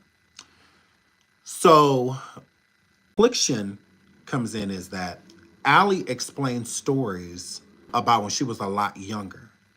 Her mother does not recollect any of those stories because none of those things happened in her reality. Mom's reality, my daughter wasn't affect. She wasn't, you know, with this person and that person and sent here, was in those shipment containers and, you know, and all of that stuff. None of that stuff happened. Okay? But Allie, Tori, is avoiding being acknowledged by her biological mother. So she has not like really came forward and said, you know, these things are lies. I did go through this, blah, blah, blah. She's just keeping it up with the programming. It's like she won't acknowledge this woman because I've not still seen any acknowledgement. I've seen her maybe subliminally say things towards some things that this woman, Rhonda, that is alleging to be her biological mother has said, but I have not seen Allie say Rhonda or my alleged bio mom or my surrogate Rhonda. Like she has not, Allie has not said anything thus far. But that could be strategy, to keep her story alive is by just not addressing the alleged mother. So, but we're going to keep going. So shout out to Alice. I'm saying I could believe what Allie's saying about the babies, but who knows? No, absolutely. I'm not saying that Allie's not telling the truth. It's no different than the hag. It doesn't mean that telling someone else story means that the story has truth to it. But when you try to label it as an experience, knowing that that's not your experience, then that is what makes it a lie. So it's no different than with Jay-Z. Jay-Z may have done a lot to people, may have SA people, he may have, but the right people need to be being brought forth. The people that he actually did this to, they need to speak. Not people that have heard a story, and then because they want that person caught or because they want that person popped, they'll put themselves in it, so then they become the victim and they get to pull this person to justice for crimes of other people. Like, that's not cool. That's when it's not okay.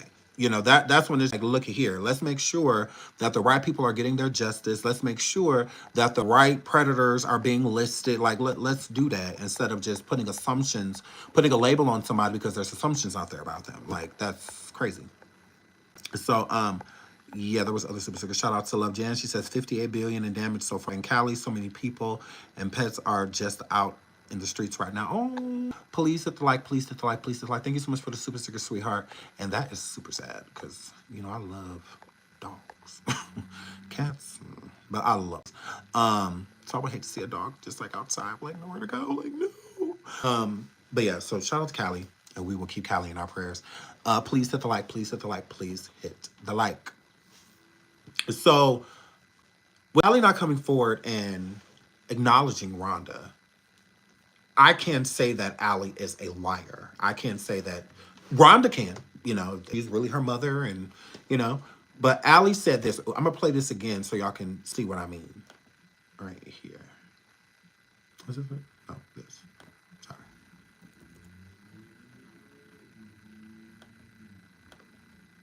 Babies. Oh my. There are. How young are the children that are there? Babies. There's a baby farm that exists. There's all ages. There's kids who don't act like kids. They act like wild animals.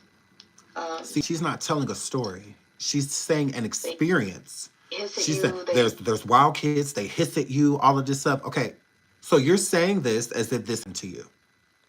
So if you saw these baby farms and stuff like that, how would that have been possible when Rhonda, her biological mother, said that none of that stuff happened, that none of that stuff is true, that Allie was not affect, or anything like that, that would make up claims, and stuff like that when she was younger. She would say certain things, that certain people did stuff to her, report things, detectives and to the police, about things that were far-fetched, or having no proof behind or anything like that, and putting this energy on people in the house. But where I have my disagreement with Rhonda would be, I do think that because allegedly Allie said that I guess father did something to her, touched her or something. And I guess like one of Rhonda's like last strikes for her, it's just like, okay, yeah, you gotta go. And also, I guess a man that she was dating, of doing these things to her as well. I think that they did. Now with Allie's father, I don't know. Only Allie know that.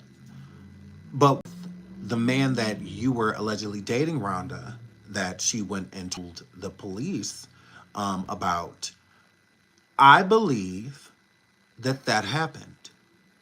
I do. I think, Rhonda, in my opinion, I do feel like you roll more for the guy than you roll for your daughter. I think a lot of women do have that, like when they're in love with a man. They just can't see that happening. So since they can't see it happening, they ostracize the child to keep the man. And I feel that. it gives that. It gives, because you definitely have two sides to you, Rhonda. LaRonda, whatever you want, ma'am, whatever you want to be called. You do have two sides to you. You go, 1 minute you can be as cool as a cucumber, cool, calm, and collected, all three of the C's. And then the next thing, you're like a whole nother person. Then it's like you're aggressively attacking her and saying things that don't make her look good, that show her in a bad light. And like a mother would not do those things. Allie is not running around talking of her biological mother, although she has. She has spoke on her. Let's see what Allie said about her mama. Let's see what she said about her biological mother. What Allie girl? Ooh, what you say, Allie girl? Oh, I think it's right here. Yeah, it's right here. I met her when I was 14. She adopted me at 19. I was not able to live in peace with my mom. I was adopted as an adult. This twin over here. People are getting people confused. So my bio mother is a piece of the devil. That woman, I would probably wear white to her funeral. So again, I don't think Allie's lying when she says that. I don't. When a person is telling the truth, it's like it don't take nothing for them to say what they need to say.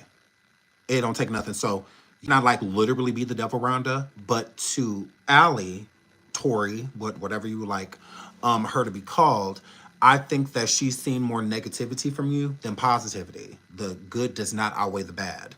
There's way more, because she wouldn't look at you like that. She just wouldn't. If she could look at Shelly with love and respect and have admiration for her and be protective over her and towards her, she should be able to do the same thing with you. The difference is the relationships. Shelly do have more so of a loving, relationship. She does look to Shelly and trust Shelly, as her mother. She does not look to you or trust you as that person. She doesn't. So since she doesn't look at you that way, there is a reason behind it. A lot of parents feel like, especially when they feel like they've done their best, they're not going to come to terms or take accountability for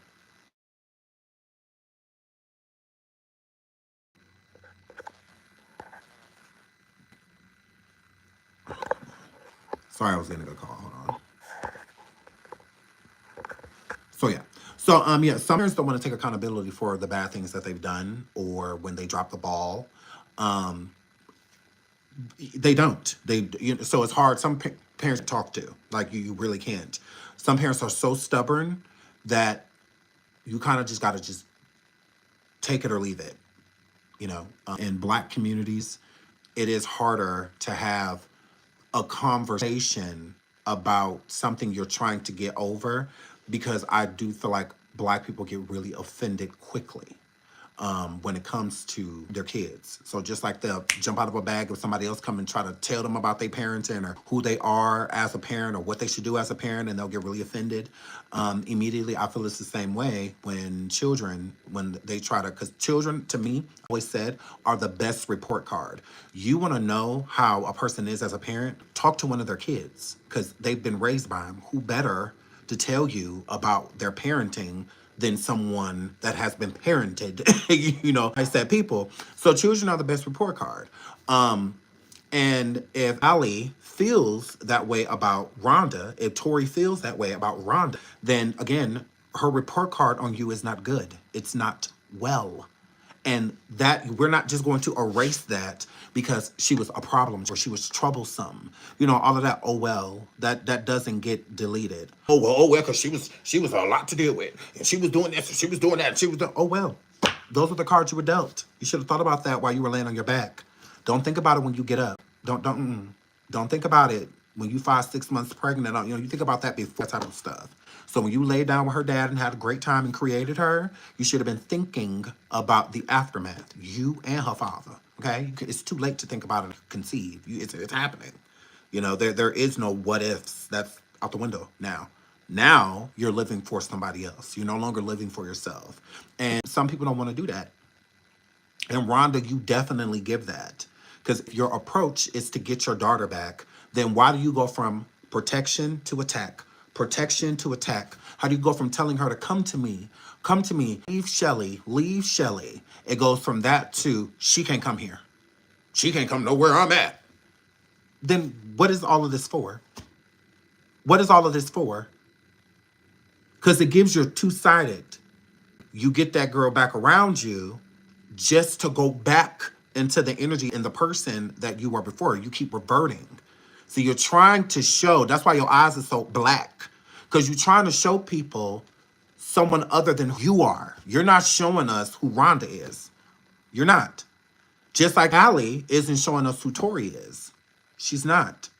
She's not showing us who that is. She's gonna be who she is with Shelly. That's because that's who she is now. And she's gonna stay that person.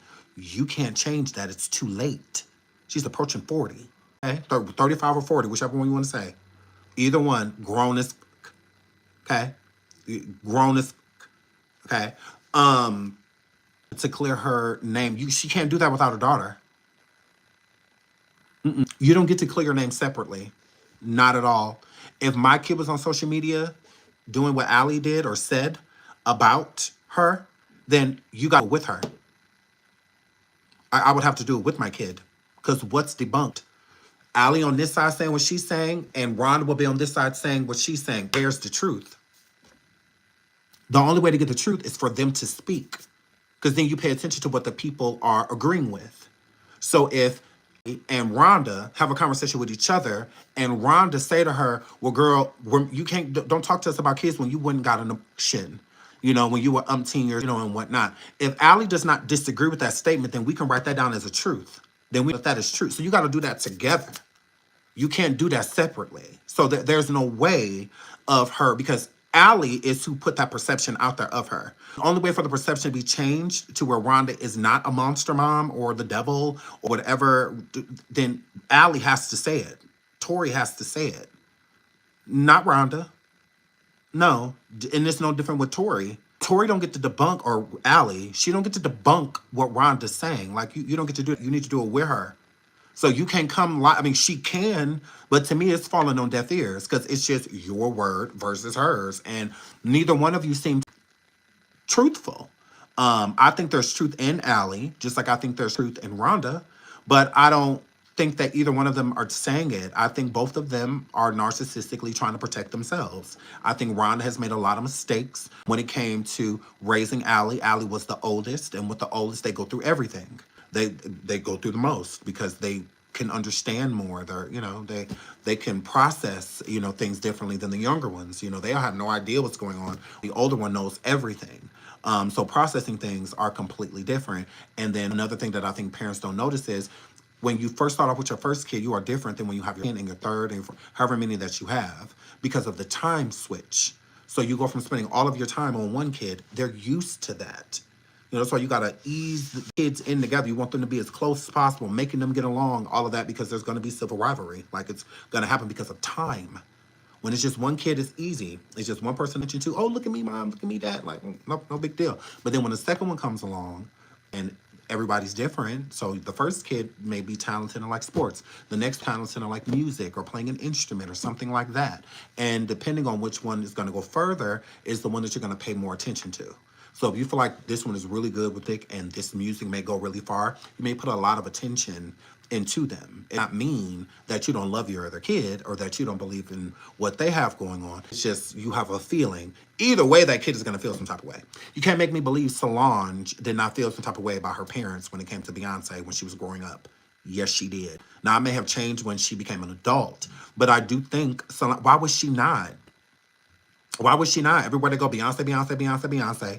Anytime they go family dinner, greeting, anything like that, Beyonce, Beyonce, Beyonce, Beyonce. Everybody surrounded Beyonce, Beyonce, Beyonce. I'm sure she felt the way. When Beyonce was growing up, Beyonce was always in a group. All of that stuff focused a lot of time and energy towards Beyonce being in groups and stuff like that. So I'm sure it was a problem. I'm sure at times it was a problem. Just because, and thank God they only had 2 kids, so it made it a little easier. To still be able to pay attention to the both of them, but at the same time, a kid that you have that has a disability, or something like that, they're going to require a little bit more attention than an average child because they grow, they get to see it, they make friends, start going outside and stuff like that. But then with the one with disabilities and whatnot, that's at times a permanent thing, to where you have them forever. So the attention spent is a little bit different. You may just throw, the kid that's average a meal together, but with the one that has, eating issues and dietary issues and stuff, you may take a little bit more time, putting in efforts feeding them. It doesn't mean you love them more, but the kid is not going to look at it like that. They're not going to look at it like, oh, well, my brother has, autism, or, my brother has dementia or Down syndrome, or, so, that's why my parents, but no, they're not gonna look at it like that. They're gonna look at it, why are you paying attention to me? Why you make him, but I wanted to have a crab bowl, but you made him, they're not gonna look at it that way. They're immature, they're young. It's gonna take time for them to process what is actually going on. So I do not believe that Rhonda was a perfect parent. No one is, was a perfect parent, but I don't think that she should overlook those things, because I do believe something may have happened to Allie underneath her watch. And I think that there's a lot of dysfunction between the two. And the two sides that I'm seeing of Rhonda, I don't think that it's repairable at this point in time. Coming forward saying that Allie had abortions and stuff like that, to me, is not cool. But I can't blame her. I can't blame her. Allie, you have said selected things about her, so she can respond. She has that right. But Allie does not talk about willingly ending pregnancies. She's always made it seem like, like her pimp and people will force to get rid of the babies and stuff like that. So to know that she was willingly going and getting rid of children is a huge red flag. Is a huge red flag. That's what I'm gonna try to keep this cute, because Allie, it does make you out to be a liar about many, many, many things. It does make you look a little bit more mentally unstable, because your truth is your truth. So stating that there have been certain decisions that you may have made in your life is a part of your journey. So I feel like it's helpful, and it also makes people, because there's been many people, many women that have ended pregnancies and stuff like that, and for their own reasons. Sometimes they're just really scared. Sometimes the family won't approve. Sometimes they don't know if the father will be around, or he's married, or there's plenty of reasons why they're in school, or they're chasing a dream. There's plenty of reasons why people get rid of children. So I think a lot of women could relate to Allie if she would have been honest and told the truth of needing to end her pregnancy. Like, that's on her. Like, I don't judge her for that. Where my judgment comes from is, you can't be honest about other people's story, but not your own. Allie has spoke in subliminal since she started talking. Allie has proven nothing since she has started talking. So if her biological mother, Rhonda, is forward in stating that these things did not happen, unfortunately, I'm going to be inclined to believe her. And the reason why, because a lot of these stories that Allie has spread and talked about has been about her being young, really toddler, adolescent young, this African and stuff started. Okay? I feel like she said in this video, when she stated that she met Shelly when she was 14, and Shelly kind of just took over from there. She was still in CPS's care. I think that it's that's proof, that you are lying, because why doesn't else recollect? Because Shelly never experienced any of these things with Allie that Allie has described. They're all, and all of the reports that Shelly made to CPS about Allie were prior to Allie coming into Shelly's custody. So Shelly said, which, let me pull that up right here. Shelly, right here. I think this is where she says it.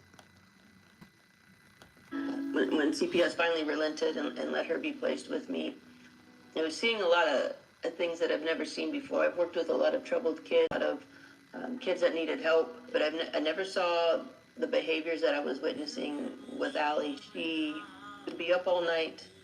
She was unable to sleep. She would barricade her door to her room. If somebody slammed the door to her. Now notice, this is energy. So she's saying that she never had a Allie, meaning that she stayed up all night, that if somebody slammed the door, blah, blah, blah. This has nothing to do with her actual abuse besides the side effects of it. Okay, the trauma from abuse. But she didn't experience any of that. Like, Allie never came to her house running because she just escaped Diddy or the tunnels or just left a baby farm, and all of that. No. Okay? So she's saying, I had a kid like her before. She's not saying that anything that Allie has experienced, that she experienced it on her watch. So if Allie didn't experience these things on Shelly's watch, and Rhonda, her biological mother, is saying that she didn't experience any of those things on her watch, meaning that while she was a kid, she was with her. She wasn't moved around from house to house, place to place, da da da. So that means that Allie is a big liar. That's what I'm getting from it. Because when did all of this stuff happen? The baby farms, the Diddy tunnels, being with Biden, Akon, when did this stuff happen? If from the time you were with Shelly said, hold on, I'll keep letting it play. Too hard. If somebody dropped a book, her startle reflex was so exaggerated. I knew something was wrong. I was still trying to piece things together. I knew she had been beaten. I knew there was some sexual abuse. Didn't know anything about sex trafficking at that time. Didn't know anything about MK Ultra. Didn't know anything about S-African. Didn't know anything about MK Ultra. So that means that she did not experience any of the things that Allie had. She did not experience any of them with Shelly. Okay? She did not. All right? Of course, she had more false appearance because if you listen right here to Allie, hold on. Hold on. Let's listen to Allie. Where's Allie? Let's pull Allie back up. What Allie say? Allie, what you say, girl? 14, she adopted me at 19. I met her when I was 14. She adopted me at 19. I was not able to live a peaceful life with my mom. Okay, so she said that she met Shelly at 14. Shelly adopted her at 19. So that means from 14 to 19 that she had lived with other people, correct? Shelly was one of those people that she lived with because Allie ran away from the house that she was living in. The people that were adopting her or letting her stay there, she ran away and went to stay with Shelly. CPS took her back from Shelly and put her back with the people. Shelly had ended up getting her temporarily while they were looking for a place for her to stay, moving into a new home. She stayed with Shelly. Okay? Correct. CPS removed Allie from fact. And Shelly says because of all of the reports that she was giving about what Allie was telling her. So all of the stuff that Allie was sitting there telling her about what had happened to her, Shelly would pretty much call CPS every time and report all the stuff that Allie was saying. So CPS like, look, both of y'all is crazy. And she don't need to be with you. She needs to be with somebody more sane. So we coming over there and we coming to get her in a girl. Shelly has admitted out her own mouth that Allie was removed from her care. She got her back around the time she turned 18 and adopted her at 19. Again, when did this stuff happen? She had been in contact with Shelly, Allie, had been in contact with Shelly from the time she was 14 and on. From she was 14 and on. Allie was running away from the homes that she was put in. So in the other homes, there was never any report of any trafficking or anything like that. Shelly said out of her own mouth that she was not even aware of any trafficking until later on. So while Shelly was doing all of these reports that Allie was telling her, Allie had never told her that she was ex-trafficked. And MK Ultra, she never said anything about those things. That came years later. That came years later. Great. Y'all need to hear Shayla say it again? Yeah. So again, the times don't add up. They don't. Yeah. They don't add up. Her biological mother had her up until she was 14 before she fully got placed into CPS's care. She said none of that stuff that Allie's talking about happened, although Allie would report things. So she even said certain things to the police, that the police came to arrest people, you know, and whatnot because of the stuff Allie said. She questioned Allie about it. Allie act like she don't know what she's talking about. I didn't report anything, you know, blah, blah, blah. But nothing like actually happening to her. Allie did tell her Miranda that multiple men had sexually assaulted her. And her own father, she was in the process of like trying to get arrested for it as well. But that had nothing to do with her being affect. She wasn't affect. That's what her biological mom, you know, Rhonda. That's what she's saying. So I'm not saying that Allie wasn't affect. Her mom is saying it. So you want to go argue with her mom? Like, you go right ahead. I'm not going to argue with Rhonda about that. She said that she had until she was 40, and I believe her. Because that's what Allie said as well. Allie said until she was 14. And then she moved around, and it was, you know, that top of that. That on top of that, you know, she gets with Shelly, and Shelly is reporting the thing Allie told her, not the things that Shelly either witnessed or saw. You know, no. That's why I don't understand why Shelly is on the run with her. It gives handler. It gives there's things wrong with Shelly. Okay? Just because a person can have a decent conversation does not mean that there are not other things that are wrong with them mentally. It does not. Okay? We have to stop thinking that because a person can go on a conversation that, oh, no, they could never be. Yes, they can. Yes, they can. Look at the Hag. Prime example of how a person can carry on a conversation but still be cuckoo at the same time. Literally. But kind of master dialect, you know, so that it's easier for them to convey how they feel and read emotion and mimic emotion. That's what they do. So it very so much gives that with Shelly, because what are you running from? What are you running from? If you had her for years and she was in CPS for years, and if she didn't have to run then, why is she on the run now? I don't get it. Because since she's been with you, she hasn't done with anybody, right? And y'all have been together since she was 19, right? Allie said that she'd have been flown country to country, that she had a pimp, that he was this, that he was that got pregnant by him. You know, she said all type of stuff. But like, when though? When did this stuff happen? You weren't alive long enough for all of the stuff that you're saying happened. Why didn't Shelly run with you when you were 14? Why didn't Shelly run with you when you were 19? You were 30, 31? Why are y'all running 11, 12 years later? I don't get what they're running from. I don't understand it. I'm like, well, why is Shelly living out of a van now? Basically. Why are they living out of a van? Y'all so scared, but y'all keep going to do sit-down interviews and what?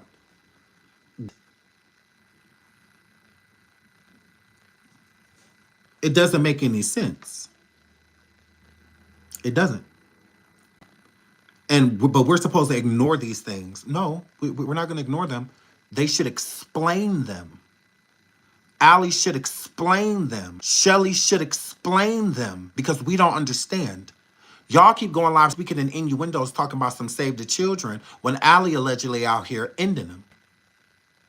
But she talking about some save the children. No, you save the children. Save your children. Yeah. And then her mom stated that she was younger when she went and got an option. When she went in, options make it harder for women to conceive. Some abortions make it so that women can't after. The younger you are, the more damage done.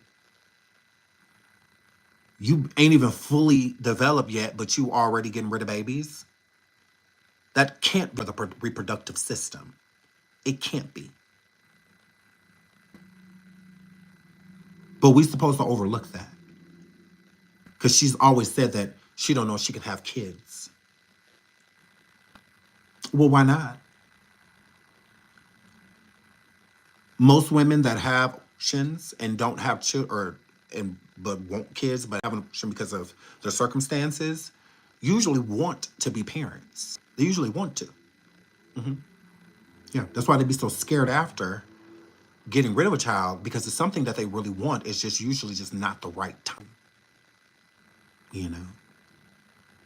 So they're very regretful if they meet a good man, settle down, and then want to try, and then they get really frustrated with themselves and feel guilt if they're not conceiving within a timely frame because of, oh, it's because I did that. I should have never did that. If I wouldn't have did that, I would da-da-da-da. And in some cases, it's true. It'd be real, you know? And then in some cases, it don't be. Everything works out just fine. And you end up conceiving, just fine. But some people do have trouble, like Chili from TLC. When she got rid of her first kid, she was terrified that she wouldn't conceive again, that she wouldn't be able to have a baby when she always wanted to have a kid. It just wasn't the right time. Her circumstance. Shout out to Gemini Twin for gifting 5 memberships. If you got a membership from Gemini Twin, please thank her. Thank you so much, Gemini Twin, sweetheart. So, she was terrified. When she got pregnant that next time, she kept the baby. she didn't care at all. She was just, and she didn't have any other kids after him. After Tron, I think his name was, or something like that. She didn't have any kids after that. That was her only kid. So, it can affect a lot of things. So, yeah, when it comes to Allie, it's like, well, who are you to be out here screaming to the top of your lungs, protect the children, protect the children, protect the children, but you out here ending them? What? Hello? And then you could explain it. But you don't get to explain something after being outed. Okay?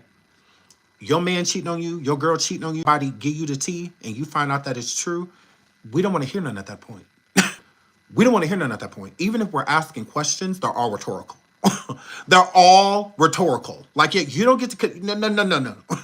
You don't get to act like you to me being honest and telling me about this. Like, you don't get to act like that. You don't get to sit here and try to explain it now. Like, we're beyond that. That's over, okay? Now it's just all rage, anger. That is going to come from me. Like, I'm just going to be angry and you're going to deal with it. It's that simple. I'm about to be pissed and you're going to deal with it. Okay? So, yeah, but no, you don't get to explain yourself. So that's how it is. Well, you don't get to explain yourself now. Not at all. You don't get to come forward and be like, oh, yeah, when I was younger, I did go, in the mission. But the reason, no, ain't no but. Because you said that you affect. You said that it was baby farms. Hold on, girl. Hold on. You said it was baby farms and you knew because you was there. Why would you be at a baby farm if you're not a baby? Allie, why would you be at a baby farm if you're not a baby? Clearly you were a baby. Babies. There are some of the children that... Babies. There's a baby farm that exists. There's all ages. There's kids who don't. And I do not believe what Allie's false. I believe that there's all type of stuff in this world.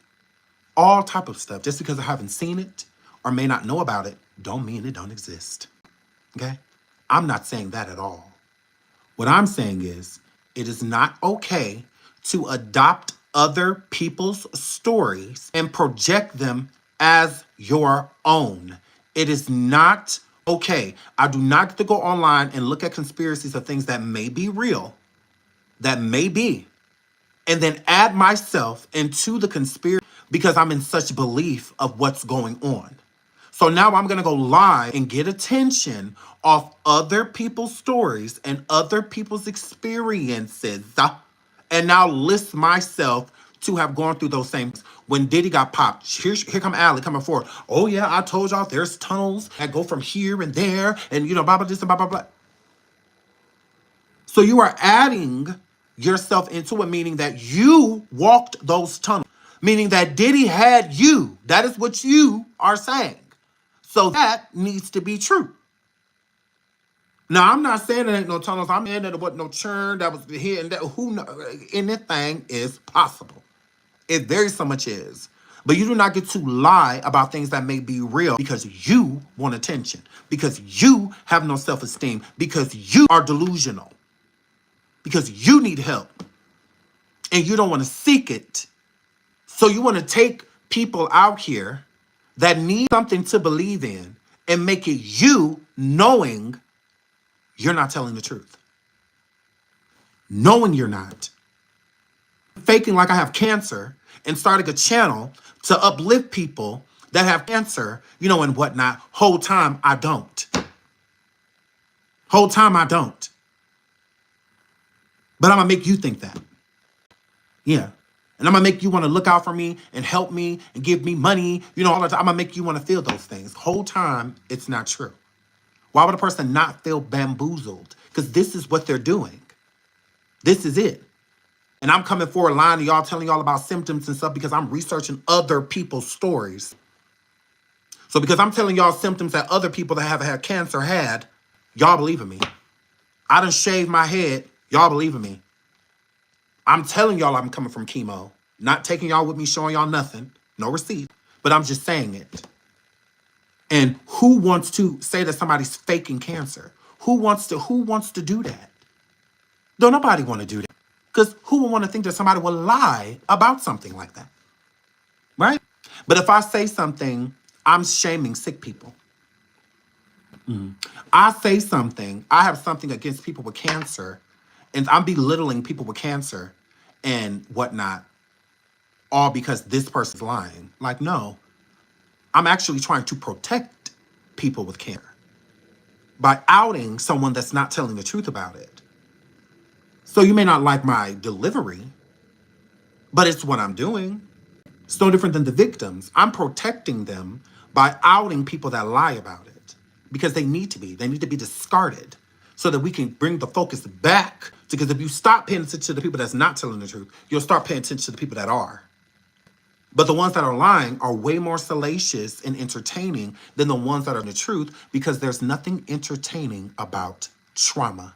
Allie, Lamisha, Adria, Hag.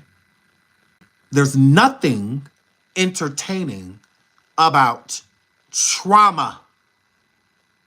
And y'all playing with it. Like, y'all making it a gimmick. Y'all turning it into an accessory. Y'all are weird. Craziness. So it's no different with Allie. I'm not saying baby farms up don't. I think there's things that are beyond my mind. Beyond my mind. It's things out there in the world going on so sick that my mind can't even go to it. Because I would never think or want to do or, you know, somebody won't even go there to the type of stuff that is going on in the world. Okay? All type of stuff. Human cloning facilities and prisons that ain't got no prisoners in them, but they done been built and they still getting deliveries every single day, all for what we don't know. Area 51. There's a lot of stuff that we really don't know about. That we have an idea, but we don't know. Oh, bitch. That's going on. Girl. Okay?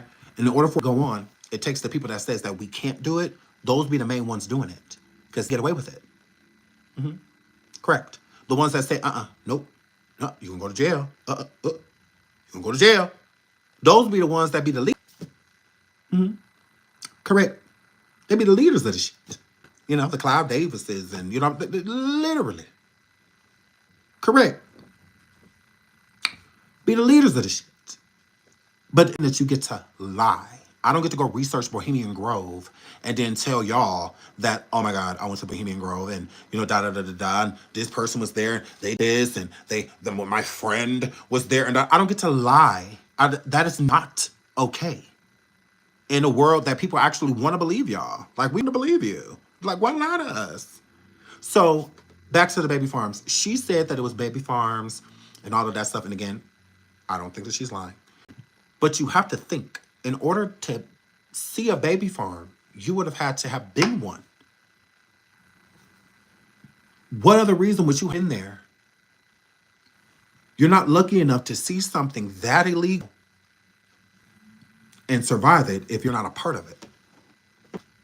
So, Allie, when you said that you saw this baby farm, I'm assuming, because you said that you have been since you were young, I'm assuming that you were there.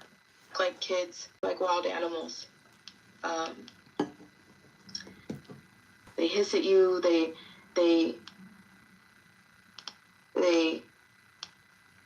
act like wild animals. They've never. I know some of them have been there since probably birth or before. So they have been there before birth. They're at birth or right before birth or whatever. But you get to visit. Why they have to stay there their whole life? You got to leave. What? There's children of all. There's people who have been there since they were babies, but they're adults now. And how long do they stay there? Till what age? I don't know. Till whatever happens to them happens, and whatever their time is. There's baby farms that exist underground. Your hospitals are complicit in giving. Your hospital and all of this stuff. Again, how do you know all of this? How do you know all of this? And this is old. Like, this isn't, you didn't say this last year. No, you've been saying stuff like this for years, since like 2021, 2022. So you've been saying this and you are unharmed. You have been at rallies, everything in the public, okay, and whatnot, and no harm has come to you. So what are you and Shelly running from now? A lot of mental illness, delusion, and paranoia are huge on the list. Huge. Yes, I'm not a doctor, so I can't tell y'all what they, but I know, like, people that have bipolar and other delusion is a huge part of it. Huge part. And being paranoid. It's just about the simplest things. And yeah, Shelly, to me, I understand why people want her to get away from Shelly. I get it. But I don't think y'all not gonna be able to part them, because Allie needs her. Allie needs her. Allie doesn't have anyone to corroborate her story. She doesn't. But what she has in Shelly is someone that believes her story.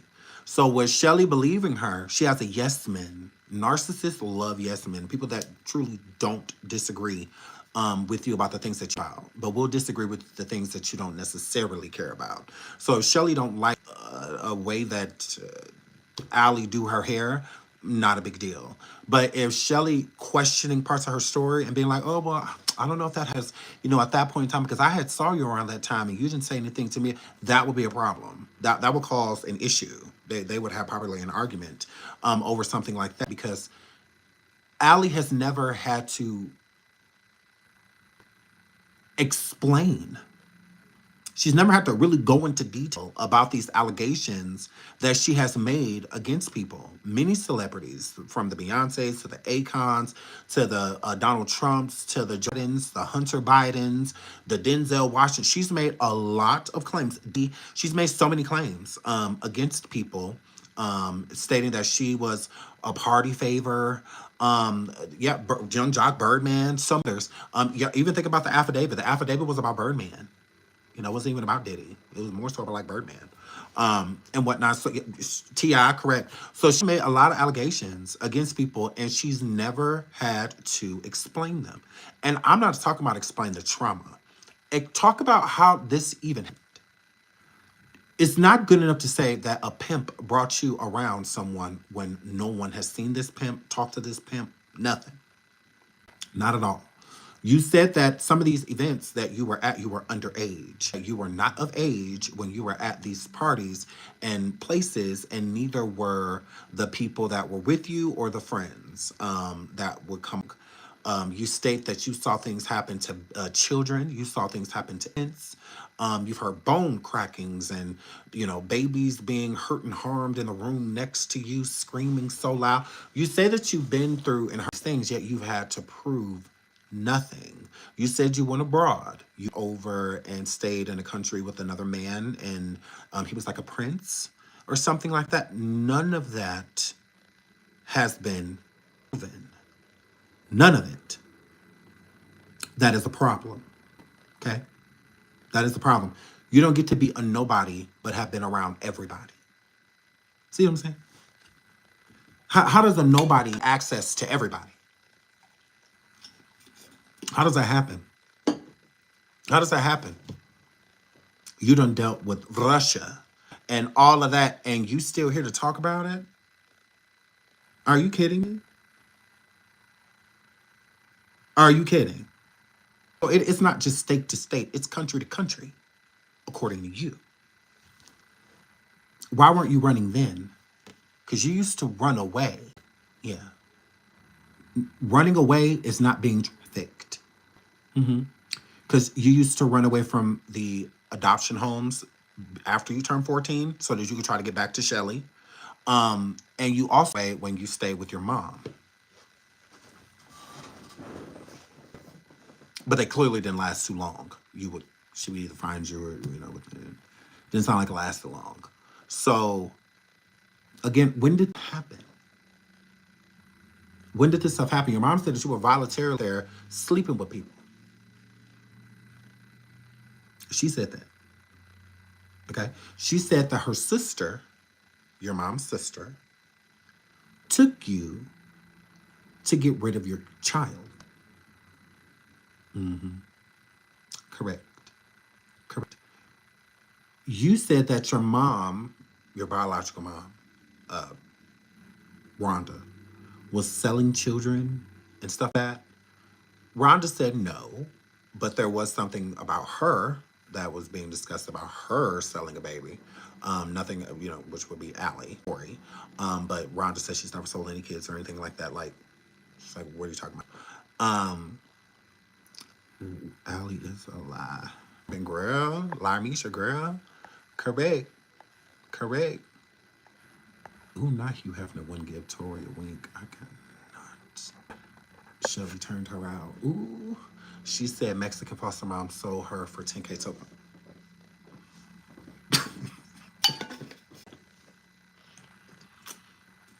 Girl, her mom sold her for $10,000. How did Shelly get her? Her foster mom, before Shelly, sold her for $10,000. How did Shelly get? So this is what I'm saying. Allie has to explain, and I've been saying this from jump, since we started covering her. You need to explain. It does not make sense. Like, I'm not one of those people. I've never been that gullible to just believe anything that comes out of a person's mouth. No. Now, if it's somebody that has always told the truth or shown things to back what they're saying, I will give you the benefit of the doubt. But when it comes to somebody like Allie, just pretty much out of nowhere with allegations against a whole bunch of people, because she the one who kept saying that Jay-Z was going to be next, just like the hag.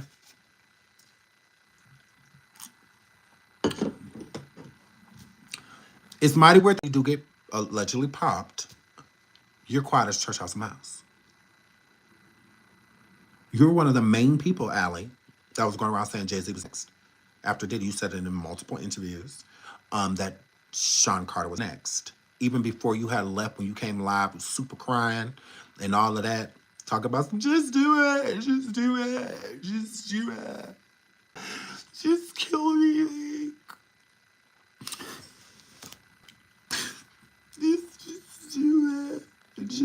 do it. Just do it. Just like, just do it. Just do it. Just do it. So remember when you were live saying that? Just do it, because I can play it. Just do it. Just do it. He's like going. I'm like, are you okay? Just do it.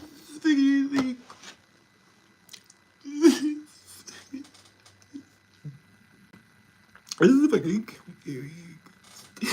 Just fucking do it. Just fucking do it. I'm like, who you talk to, Birdman? I'm like, girl, who you? No, she did. Y'all remember that? She was like, let me look for it. She was like, just do that. Just do that. It's like, just do it. Hold on, let me say it like I'm y'all. No, y'all messy. Y'all talk about some play. Oh, I cannot stand y'all. I could not stand y'all. Oh, y'all, it's messy. I love y'all. Y'all some trying to play that shit. Fire that shit up, Elroy. I cannot with y'all. Y'all say, yeah, Sean, you gonna have to play that. You gotta play that because you sound like her. She did say that, Sean. Hold on. Do I have it saved? Yeah. It's okay. I'll just type it in. I'll find it. Girl. She was like, just do it. Just do it. Just do it. Just do it. I'm like, really? Guru.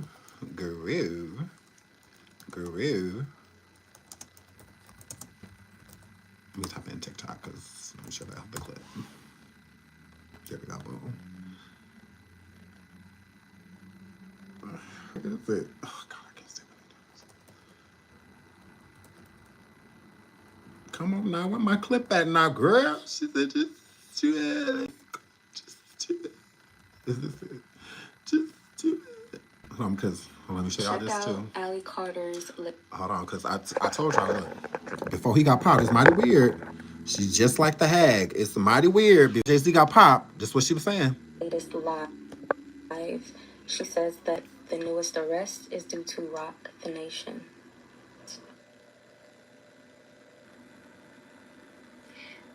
There's ways that this is about to go. I think a lot of you guys are everybody's like, we're ready. We're ready until it's happening. And then everybody's like, well, I wasn't ready. Yeah. There's gonna be a lot of that. There's no other way to get ready. There's no other way there. There's no protocol. Thank you, Ian, for the super sticker. Thank you so much. Thank you. I'm gonna get that hag. I'm gonna get that girl. For what's about to happen, the world is going to crumble when they see this next arrest. Mm-hmm. In the meantime, to be deaths, distractions, and fires to hide evidence. Watch for it. Ask question, man answers. You know who's on those flight logs. You do. You know who should be arrested. You all do. You know that from hell is real. You know that the Black Book is real. You know Ghislaine Maxwell's customers are everybody is watching in the everyday news, including those. And we haven't heard anything on that. So I'm just really confused. How do you go from saying all of to nothing? Like now all of a sudden it's save the children, save the children. It's like, what? Protect children. It's like, okay, we get that. But shout out to Lene. Shout out to Lene. Thank you so much, sweetheart, for the super sticker. Thank you so much. I really appreciate it. Hold on, let me pull up this. I should put October.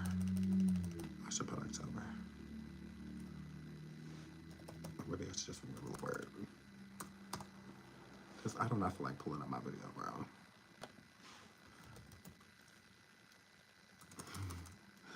Just do it. Just do it. Like, just do it.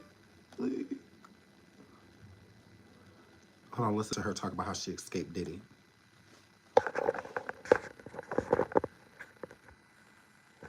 Just do it. I wouldn't have got out if it wasn't for the explosion. There was an explosion. There was an earthquake. I was rushed through one room, rushed back through security rushed another way and took me into somewhere where there was cars coming through, like there was a police.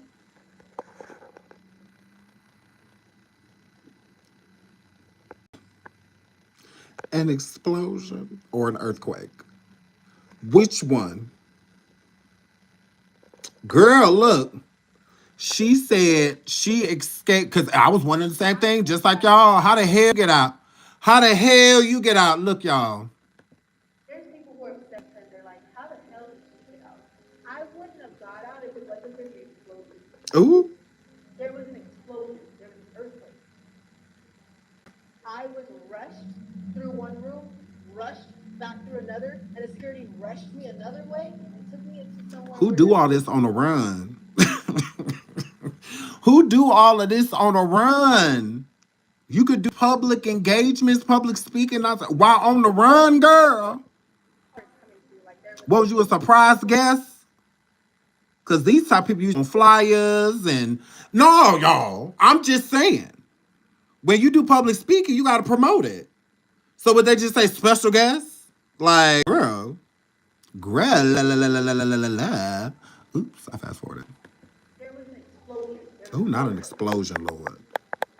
I was rushed through one room, rushed back through another, and the security rushed me another way and took me into somewhere where there was cars coming through, like there was an elite party going on, red carpet, something going on, and everybody was freaking running. An elite party outside?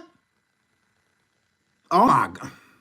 I wasn't supposed to go where I was. If it wasn't for that earthquake, I don't think I'd be standing here. So I'm pretty sure I wasn't supposed to leave. Earthquake or explosion? Pick a team. Somebody said I killed someone to get out. No. It's a blessing that I'm out. No, that was LaMisha. Girl, that was LaMisha, girl. She had to eat elbows. There was an earthquake. The girl that I was with took off running. I ran with her. See, that was LaMisha. See, this is her story escaping Diddy. Okay? This is how she got away from Diddy. So, see, LaMisha went around trying to do research with that crazy area girl. And yes, so then she tried to be the tag along. That's why she's just like, yeah, bitch, got my police prepared because we was together that night escaping Diddy after we had 8 elbows and backs and spleens and killed a couple of people and stabbed Jenna. We had left up out of there together. That's me, Allie. Girl, it's me, LaMisha. You remember me? You remember me? I rap. You remember me, girl? You remember they put strawberries on me? Yes.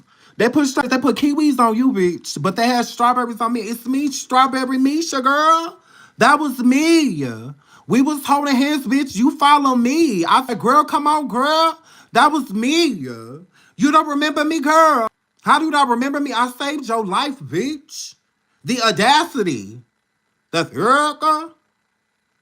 You always forget your heroes. Like, oh my God. So I should have let you die, bitch. And if I would have left her, my ass would have been kicked. So I wasn't trying to get in trouble. So what did I do? I take off running with her. And now there's comments going When slaves run away, everybody is in trouble. Everybody going into the same hot box. Everybody getting whipped. Whether it's on the back or what? No. Now you gonna get in trouble if you don't keep up with the slave. Y'all already running away, girl. Oh my God. What is you talking about? No, of course I was gonna keep up with the other slave. No, bitch, you run this way, I'm going that way. Ain't no point of both of us getting caught, girl. Nah, you run that goddamn way and I'm gonna run this one. Bitch, don't follow me. Bitch, don't follow me, girl. Where's you going? Okay, well, I'm going that way then. Bitch, you better not follow me. Don't catch these ones in this grass, girl. Like, hello, don't catch these ones in this grass. You take your ass that way, bitch. Girl, you got your nerve because you ain't only gonna get up by master when we get, bitch, I'm fucking you up too. Oh my goodness. You scared for what? He ain't gonna be the one choke you out your sleep. It's gonna be me. Girl, now run that way. Go the other way. Go next door. Go the other way. Yes, stop following me. Oh my God, this ain't tag. Whole weed is both it. You thought this was. Girl, please. Y'all hear her? Hold on. She said she had to keep up with the slave. I wasn't trying to get in trouble, so what did I do? I take off running with. Aren't y'all already in trouble? Because y'all supposed to sit still during earthquake explosions and all of that stuff. Y'all is trafficked. Hello? Hello? What is your problem? Y'all is trafficked. Y'all is not supposed to go nowhere, say nothing to nobody unless we tell y'all to. Girls, explosions and loud sounds do not mean that you get to run. Talking some, of course I wouldn't know. If you didn't want to get in trouble, you would not have went anywhere, Allie, girl. Girl, make that make sense. You over here lying hard. Girl, you over here lying hard. Girl, what are you talking about? What are you talking about? If you don't want to get in trouble, you wouldn't have left at all. Oh my God. Ran with her because we were brought together. I would have left her, my ass would have been kicked. So I wasn't trying to get in trouble. So what did I do? Well, wouldn't it have been kicked because y'all ran? I don't understand that. Slaves got in trouble when they ran. You would get in trouble. If you didn't get in trouble, don't run. Stay her. Hello? That's how you not get in trouble. Like, hello? Like, whatever, I guess. She said, I didn't want to get in trouble, so instead I ran. I did exactly what you're not supposed to do if you don't want to get in trouble. Because if you run and they catch you, then you fine. But if the other person run and you don't run with them, then they picking you up. What? Okay, girl. I'm running with her. And now there's going around and she had to tell somebody to get out. No, it's a miracle. That was God. It wasn't an earthquake and an explosion. If everyone wasn't running in different directions. Now y'all heard Allie. Allie said she said that it was a rumor going around that she had to ILL to get I. So this is when Lamisha was sitting there listening, her and Adria. They were sitting there listening to this, and they was just like, okay, well, yeah, you the girl that had got out. You the one who had to kill, in order to get out. That's how you can tell that Lamisha is real slow with a big back, because she said that was a rumor, meaning that it's not true. She said that it was a blessing. Listen, Lamisha, with your slow ass. Listen, Big Bertha. Different directions, I wouldn't have been out. Somebody saw me. Tell somebody to get out. No, it's a miracle. That was God. See? Tell somebody to get out. No, Hold on, my fault. what did I do? I take off running with her. And now there's comments going around that she had to tell somebody to get out. No, it's a miracle. That was God. There's myths going around that she had to kill somebody to get out. No, that was God. That was a blessing. She said that wasn't true. See, Lamisha, girl, girl, you lying too hard. An earthquake and the explosion wasn't running in different directions. I wouldn't have been out. Somebody saw me, and I wasn't supposed to be there. Somebody threw my ass back in a car and drove me back. My pet was laughing. You know who that was? Like, hell no. I don't know what just happened. He was like, that could be the president of the United States one day. That's through the bonus video. When they announced that, that's all that ran my head. That day ran through my head. That's where that bonus video came from.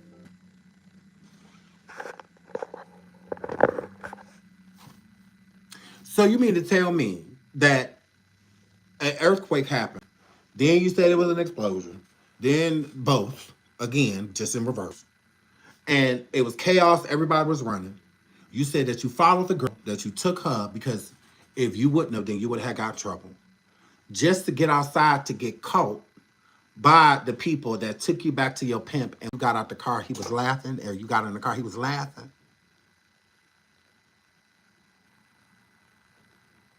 What? Girl, this sound like a movie. Like this, it sounds Die Hard 8. Like, what are you talking about? Hello? What? So all of this is still going on. But the pimp makes sure that all of this hysteria, people running this way, that way, it's an event going on, it's cars, it's this, it's that, it's a celebrity ritual, all of this stuff going on. Okay? You hear this big boom, and then these men, I guess, grab you, throw y'all in the car, and take you to a laughing pimp?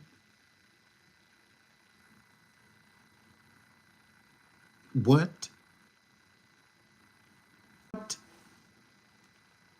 G- I was getting ready for a dance competition. I was getting ready for a dance competition. That Bonner video, I lost shit. When somebody said that could be the president. And all I think of is,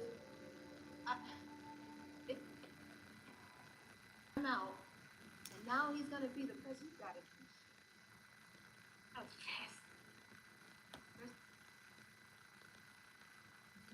Bitch. What? Who? What?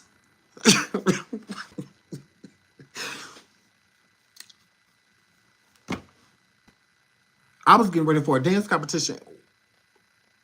Where? And what does this have to... So in the body video, I lost my... You know, the person that, he was vice president. Man, it's...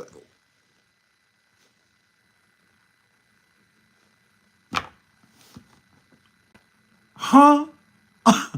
Who? What are you talking about? What is happening here? So you on stage walking around with this hot ass hair, talking about nothing. Because what are you talking about? Who was about to be president? Why? And what does he have to do with anything? So are you talking about the pimp? Or are you talking, like, what are you about? Was the pimp Diddy? Or, girl, I don't know. I don't know. Please hit the like, please hit the like, please hit the like. But people just so damn gullible that they just believe anything. I just like, y'all believe anything. Y'all just like, because I cannot. Again, I listen. I hear you out. But don't expect me to believe nothing that you're not proving, okay? And I don't need you to prove everything. I've always been like that. I don't expect people to have receipts of being R-worded, and so I don't expect that. But you linking up with certain people and being around certain people, I'm to expect you to have receipts for that. In some way, shape, or form, whether it's text message, a location dropped, a hotel receipt, a flight, something, a picture that puts you in the same place with that person. Other than that, it's just, you're just talking, at this point. Hold on. Other than that, you're just talking. Is this it? Yeah, I think this is it. I've always said it is about children. It's not just about me. Never just made it about me. I'm just the loudest one. So I'm telling you right now, a lot of people don't want to get it. There's enough of you to do something, anything. And there's so many of you able to get loud. There will be no car accidents. There will be no fires or overdoses. But if there is one, can you read between the lines? There's a call from the prisons. She said there would be no fires. Now there's fires, and she said, I told y'all. But if there is one, Hold on. so I'm telling you right now, a lot of people don't get it. There's enough of you to do something, anything. And there's so many of you able to get loud. There will be no car accidents. There will be no fires or overdoses. Be no fires. But if there is one, Now she claiming the fires. Now she can, last year, before the fires even happened, she said there will be no fires, But just in case, look in between the lines. can you read between the lines? There's a call from the prisons. Someone thinks that they have a green light on us that they don't even know what they're talking about.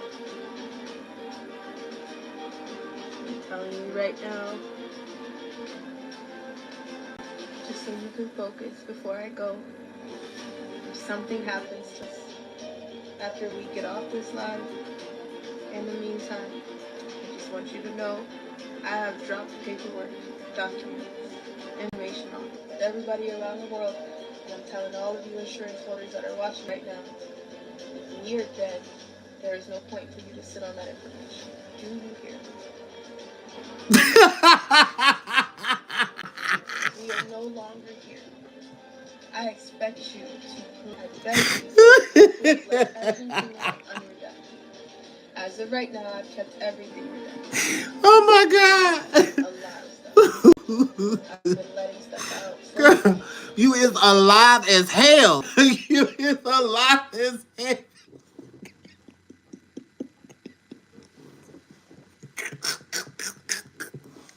Y'all need to go park that damn van. Y'all is running. Y'all is running from reality.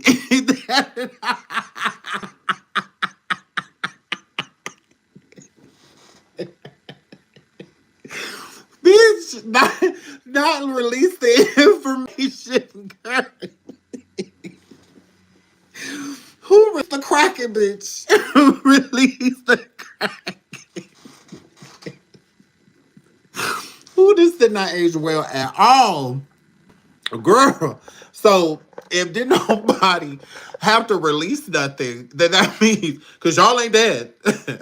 Y'all are very so much alive. Although y'all keep swearing that people is trying to take y'all life.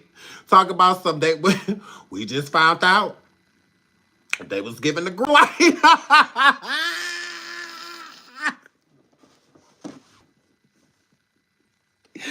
Ooh, girl.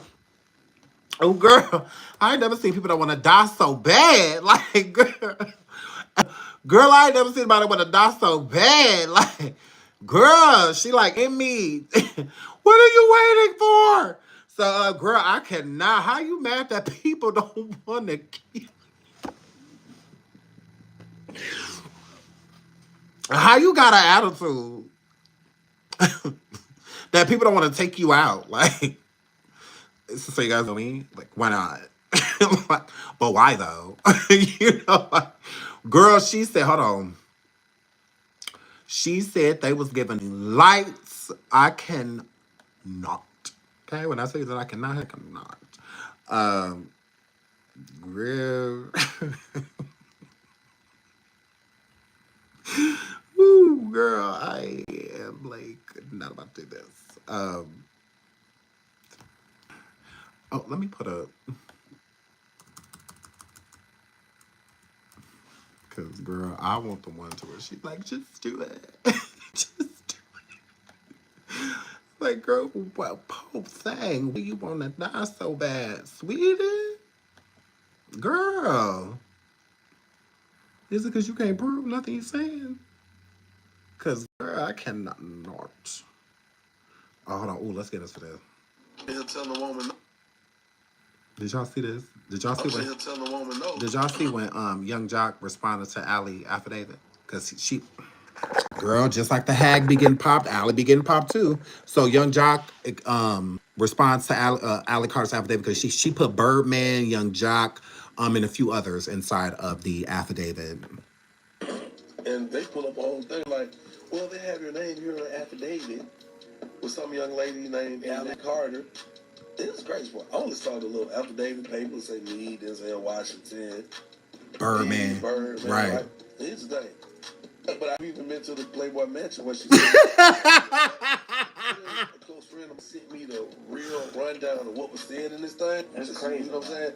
I'm not worried about it because guess what? I can say it. Go back to that. But you could go run DNA tests. You can run cameras back. Okay. You can run cameras back. DNA test. Allie, he don't know what you talking about, sweetie. The woman knows. And they pull up a whole thing. They're like, well, they have your name. Hold on. Shout out to Davina. Davina, she says, happy 2025, Shining family. Love you very much. Thank you for all your work. I appreciate you very, very much. Thank you so much, sweetheart. Thank you for the super sticker. I love you, my love. Thank you so much, girl. Thank you, girl. Please hit the like. Please hit the like. Thank you so much, Davina, sweetheart. Why press the screen? I need to. Name here affidavit with some young lady named Allie Carter. Allie Carter. So he say your name, sweetie. Allie. He says your name. This is crazy part. I only saw the little David paper say me, Denzel Washington, Diddy, Birdman, right? Here's the thing. But I ain't never even been to the Playboy Mansion where she said this happened at. Yeah. Right? So then a close friend of mine sent me the real rundown of what was said. That's crazy. You know what I'm saying?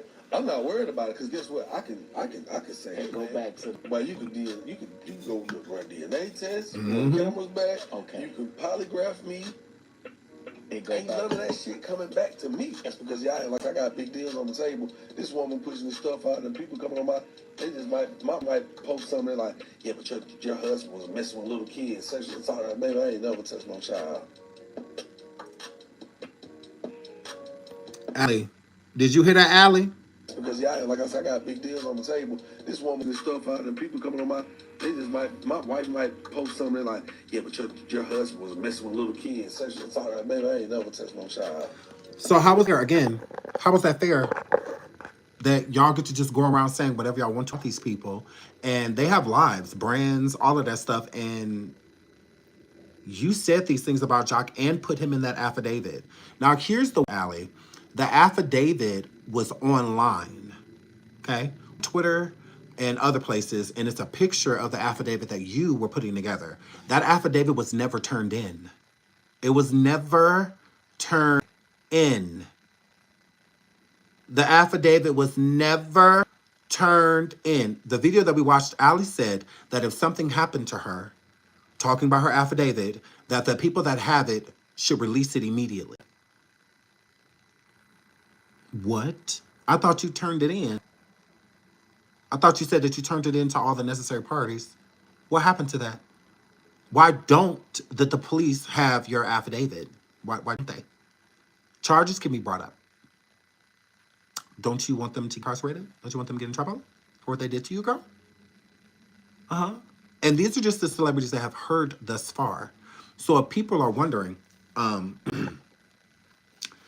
Allie went silent in October of last year.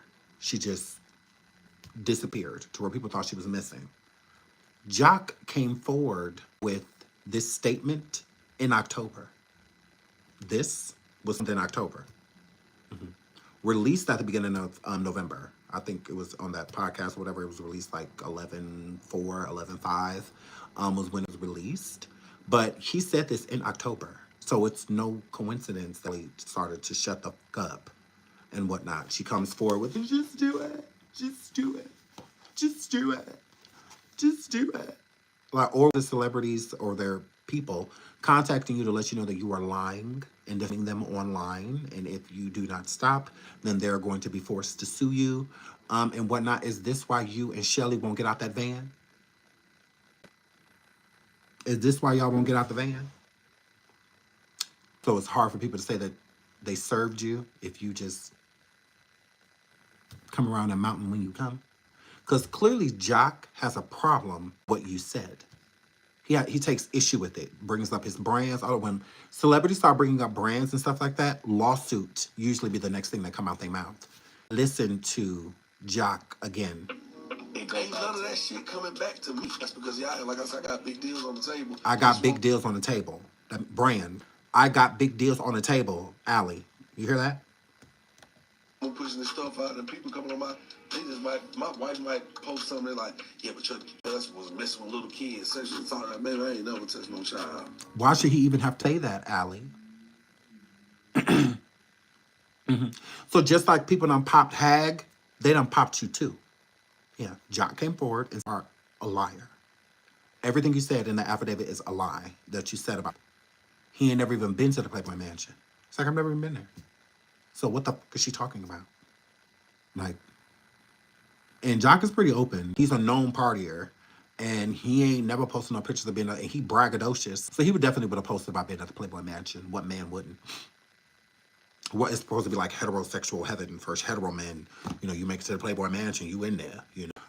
The stories, you know. So why would he not brag on that? He said he ain't never been. I looked online. Jock has talked about wanting to go to the Playboy Mansion. But he never went. He's never been invited. And then Hugh passed away, so that was another reason why he probably never really got an invite. Probably would have made it to him eventually, but Hugh passed away. So he's never been there, and that's where you said that stayed at the location of you being a party favor and other girls there being a party favor. You said that about them being party favors, that, you know, Jock and Birdman, Denzel Washington did certain things to you and the women there, that you also saw a girl shit on the floor. All of that as like a fetish type thing. Yeah, you said a lot.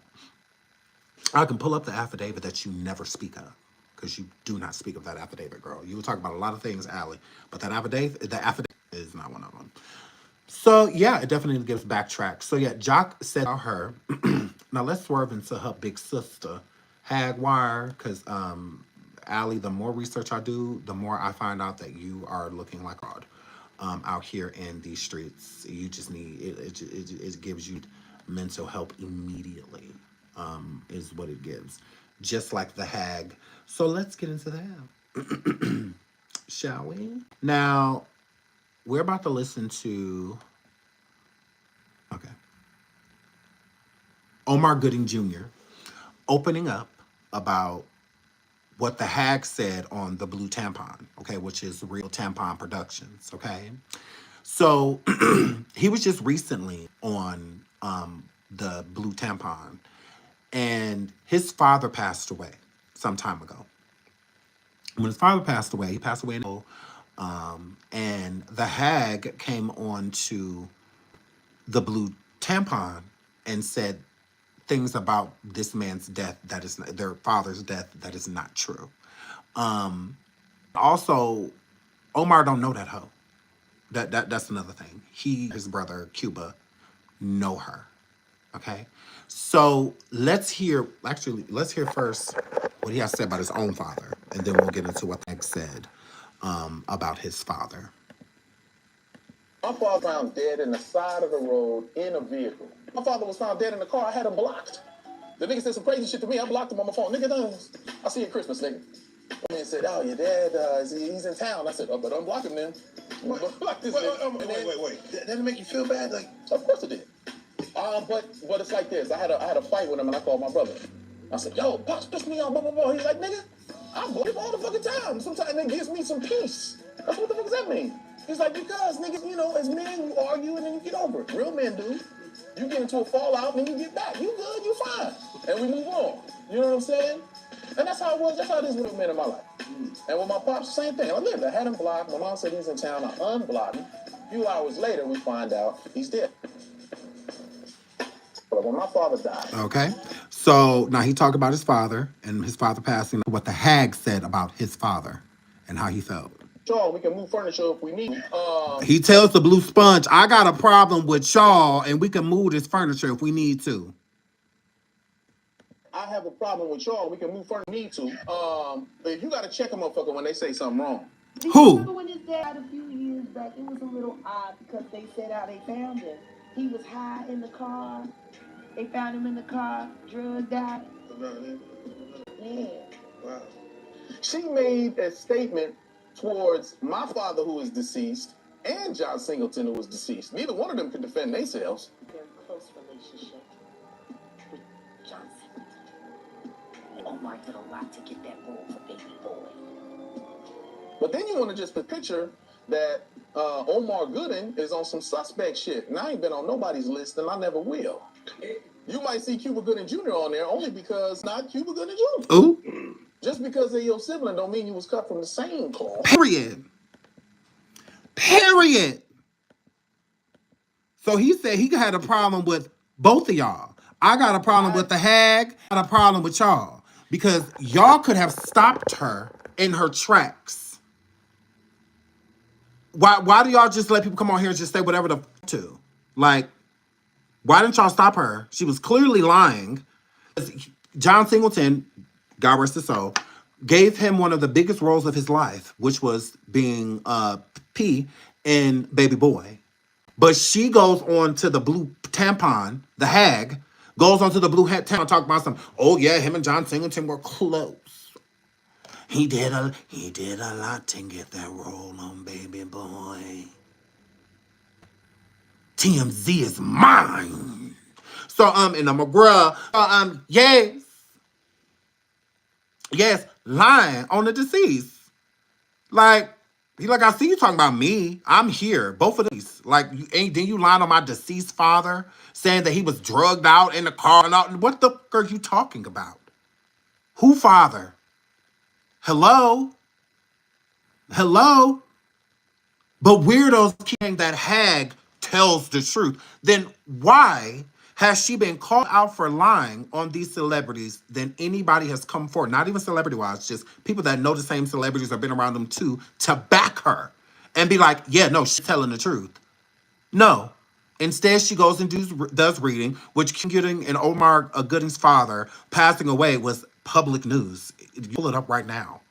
So because she read something or heard something about that man passing away in a car, she wants to add that liar sauce on Psycho Hag on top of it, that Psycho Relish on top, and make it seem as if she knows more than what she actually does. Like she knew their father or she knows the Goodings. So she knows what he was going through, at that time. She knows that Omar basically did sexual things in order to get that role on Baby Boy. What? It's like, who the fuck is this? Like, and y'all let her say, like Omar said, we can move some furniture if we have to. That's not a problem. It sure isn't. Because the audacity of let her do it. This is why Charleston White stopped going over to the blue tampon. Because of the hag. Because he felt like the blue sponge, the blue tampon, the blue pad allowed the hag to just go lie on people. And just say the craziest things, even them. So it wasn't the fact that she was just lying on other celebrities. She was even lying on people like them. Like Charleston, like she on that line saying crazy about this man, and the stuff that she's saying is not true. Charleston is pretty open, even with the things that most people were frowned upon. He'll still admit and take accountability for him. Like, yeah, I said that. What you mean? Yeah, I said. He'll do that. So shame in his game. So for somebody like her to come forward and he deny everything she's saying, that says a lot about her. Not Charleston. It don't speak on him because he's pretty blunt. So it don't speak on him. It speaks on her and her credibility and her mentality. That she's a complete, total, and utter liar.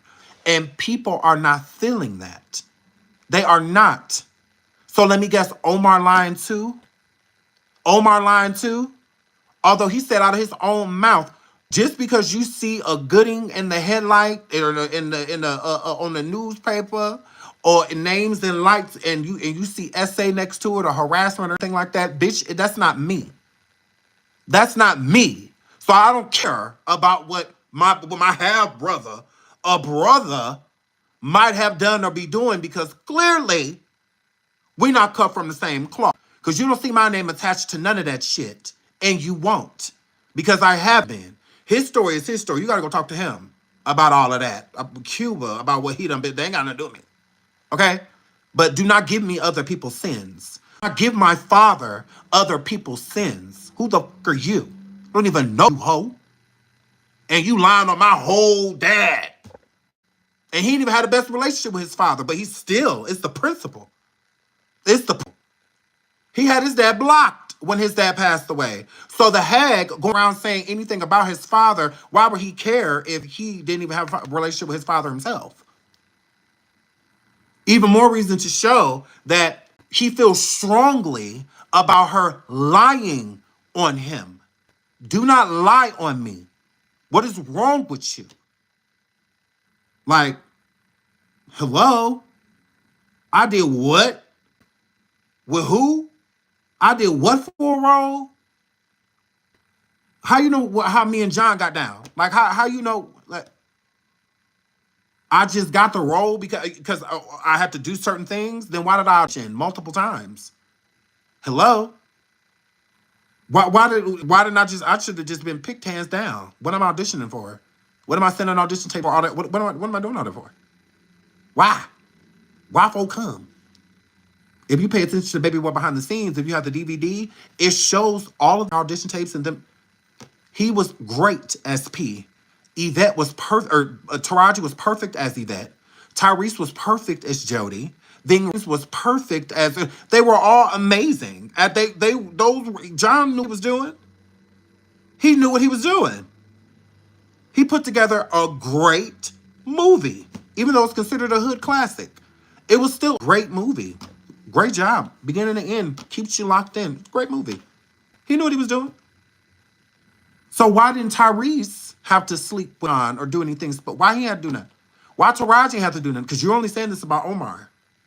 You didn't say the cast of Baby Boy worked hard behind scenes doing sexual favors for John Singleton to earn their roles. You saying that about Omar. You didn't say that about all of them. No. You said that about him. Why? I don't even know you. What are you talking about? So he come forward, is he working with Jay-Z? That's what that were? He being paid? He being paid because he don't want to sit around and let either be known as an addict that was high in a car and passed away, high in a Cooter Brown, because that's not true. He don't want people going around thinking that he slept with Cuban Gooding or with a John Singleton, a director that he respected and thought was extremely talented and was close to. He's supposed to allow people to go around and say that he did not earn that role as P. That he had to get on his knees and all because that bitch crazy? All because of not her son? All because she failed? All because she's a flop? All because she's a never was? Why? Why do everybody else in their image have to go down so hers can go up? Why is that okay? She a truth teller, but what happened? What happened, Omar? What happened? She tells the truth. I have a problem with y'all. We can move furniture if we need to. He said I have a problem with y'all, which he's right. Because y'all should stop people. Vet what these motherfuckers is saying. Don't let this hoe just come up here and sit here and stuff about me like that bitch know me. She don't. I don't know her. She don't know my brother. She don't know my family. She don't know my father. She don't know any of those people. So if y'all let this bitch sit over here on this blue motherfucking tampon, in that diaper, and say all of that shit about me and my family, we can move furniture if it's a problem. Yeah, we can move this blue tampon. We sure can. We can move this piece of couch if it's the issue. Let's let it be known.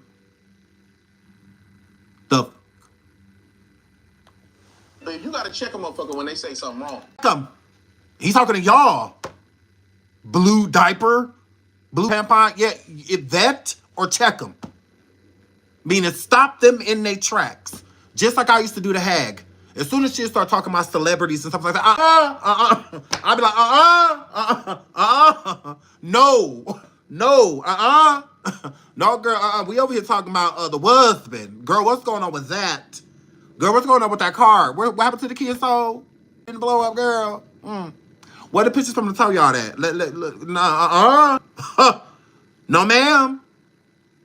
Because I never believed her. I always felt like she was lying because the stories never stayed the same. They always changed. So I'm just like, yeah, I'm on all of that. So vet what they're saying. Now, if it comes out that what she has some truth to it, then cool, let her rock. But for her to just be out here telling blatant lies, say I did have a sexual relationship with John Singleton, Omar. Say he did, right? How the was she know? She never even met John Singleton. She don't know that man. Wasn't in his circle, nothing. Not at all. So how would you know? Like, where did that information even come from? That's why you could say he's just extremely ridiculous. So ridiculous that he don't even care to get upset about it because that bitch crazy. She don't know him. So, it's, why let him get pressed by it? I am going to acknowledge it so I can respect that. Do you remember when his dad died a few years back? It was a little odd because they said how they found him. He was high in the car. They found him in the car, drugged out. Yeah. Wow.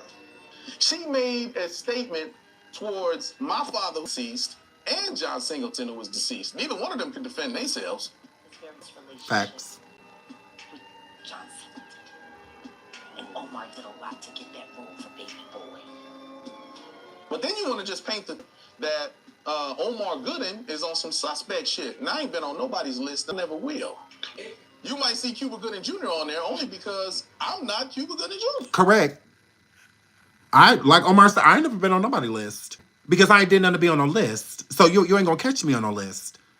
And hoes ain't about to put me on one neither.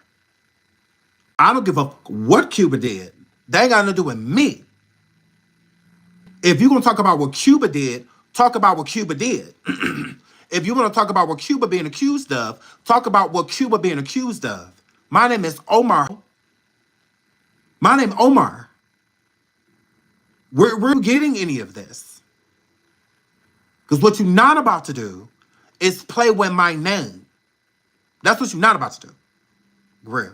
What's going on? Omar Gooding, Cuban Gooding Jr.'s little brother, the one who was in Smart Guy. He played me and Baby Boy, and all of that, and I'm a girl. He has come forward to pop the hag for lying on him and his deceased father. She lied and said that Omar had a sexual relationship with John Singleton, director. And she also lied and said that his father passed away doing drugs, higher than a Cuda Brown inside of a vehicle. And none of that is true. None of it. And he was just on the blue tampon, her favorite place to go. Over there, on the same place she go, the same place she getting popped. The same place. Correct. And now it's also why Charleston White don't go over there no more. He's interviewed with the blue tampon all the time. But he don't even with them no more. He has shared my post. Charleston White has shared my post on Instagram when after the hag had went to jail and I had Tasha K over on platform. He has shared it in my live, like not with Tasha, just me, the one I did the next day. He shared that and he said that that's why he don't with the blue sponge. That's why I don't fuck with Real Tampon Productions because they let this psycho go over there and just lie and say whatever she wants to about anybody with no proof or anything. That's why Charleston don't go over there no more. That's why y'all don't see Charleston over there. Okay? Now, people thought it was because of another beef. No. He put it up. I have the screenshot because he shared me. He shared my post on IG of me putting up a clip of me being or me talking about that. No, actually, it was a reel that Tasha put up. Tasha put up a reel of me talking bag, the live that I did the next day, of me talking about her, and Charleston shared it. And he put up, this is why he don't with the blue tampon. Why he don't with them hoes. Okay? Because of the hag. Correct. And I feel like Omar does not have a problem with the blue tampon. And of course, I was putting him to be over there because, hello. So with Omar going over there and sitting down, you know, he just like, yeah, because I heard it. I saw it because she had my name on her, me and my brother and my father. And none of the stuff she's saying is true. I don't care what my brother did. That's him. Talk about him. Say what you need to say about him because he will defend himself. And because the accusations are against him. But none are against me. And you're not about to link me to it. You're not about to add me into it. Like, what's wrong with you? Like, you're not about to do any of those things. So, yeah, that's what that word. Just because they're your sibling don't mean you was cut from the same cloth. Correct. And he upset with them because they did not cut her off. They did not make her prove the things that she was saying. They just let her talk. And they put receipts up on the screen all the time, or things that people are talking about up on the screen all the time. So when Omar was talking about like his brother and the Diddy thing and all that stuff, they'll put it up on the screen. So why not do that with the hag? With the hag, they put up that Cuba's and Omar's father passed away, but it didn't say anything about drugs, you know, or anything like that. Put that up on the screen, niggas. Put that up. That it was drug related, you know, or something like that. Instead, y'all just put up the post saying that their father passed. What does that have to do with what she's saying? Y'all make it look, oh, look, she's telling the truth because he really did pass away. Not what she passed away of. That's public knowledge that he passed away. That's not anything she knew that was a secret because she knows the family and she's an insider, so they let her know. She don't know those people. She don't know them. And like you said, we can move furniture. If we need to move some furniture because of what she said, because y'all allowed her to, y'all playing on my top as well, we can. because that was fucked up. Y'all know it was, you know, but they don't take any responsibility. None. They are responsible for a lot of the lies that are out there about Hag. They're responsible. The real tampon, they're responsible, literally, for a lot of these viral lies that are out there. Viral, you go viral because of something that you did or something you said. The viral isn't real if you lied. It's not real because anybody can lie, but they can tell the truth. So yeah, anybody trying to hear that ish? She lied on Omar Gooding and Cuba Gooding and also their father. And he called her out on it, as he should. As he should. Yeah. Because y'all keep projecting all of these lies and y'all bringing liars on here. Ooh, shit. Okay, because I could be like, okay, we're gonna have to do a part 2 of this in the next live because I have more information. But we're about to go live on coffee in about 20 minutes. Okay, so we're about to go live on coffee. I don't want to be like crazy late because I have something to do tonight. So, okay, so we're about to go live on coffee. Let me put up the notifications right now. Okay, we're about to go live on coffee. Thank y'all so much. Hold on one second. Shout out to Mira and Lindsay for this Cash Apps as well. And thank you everybody who hit super stickers. And thank you all for hitting the like button. I really love you guys. Oh my God. So yeah, we're going to do a part 2 of this because I am not done. We just spent a lot of time on the Ally piece. But yeah, so we will be back and we will finish this whole Omar thing and him popping her because there's more tea that I want to talk about with that. But we're about to go on coffee, okay? So make sure you guys get your coffee memberships. I love you guys. And I will see you over in about 30 minutes to continue the popation. I'm excited. I'll see you guys in a little bit, okay? Until the next live. Bye. I love you guys. Bye.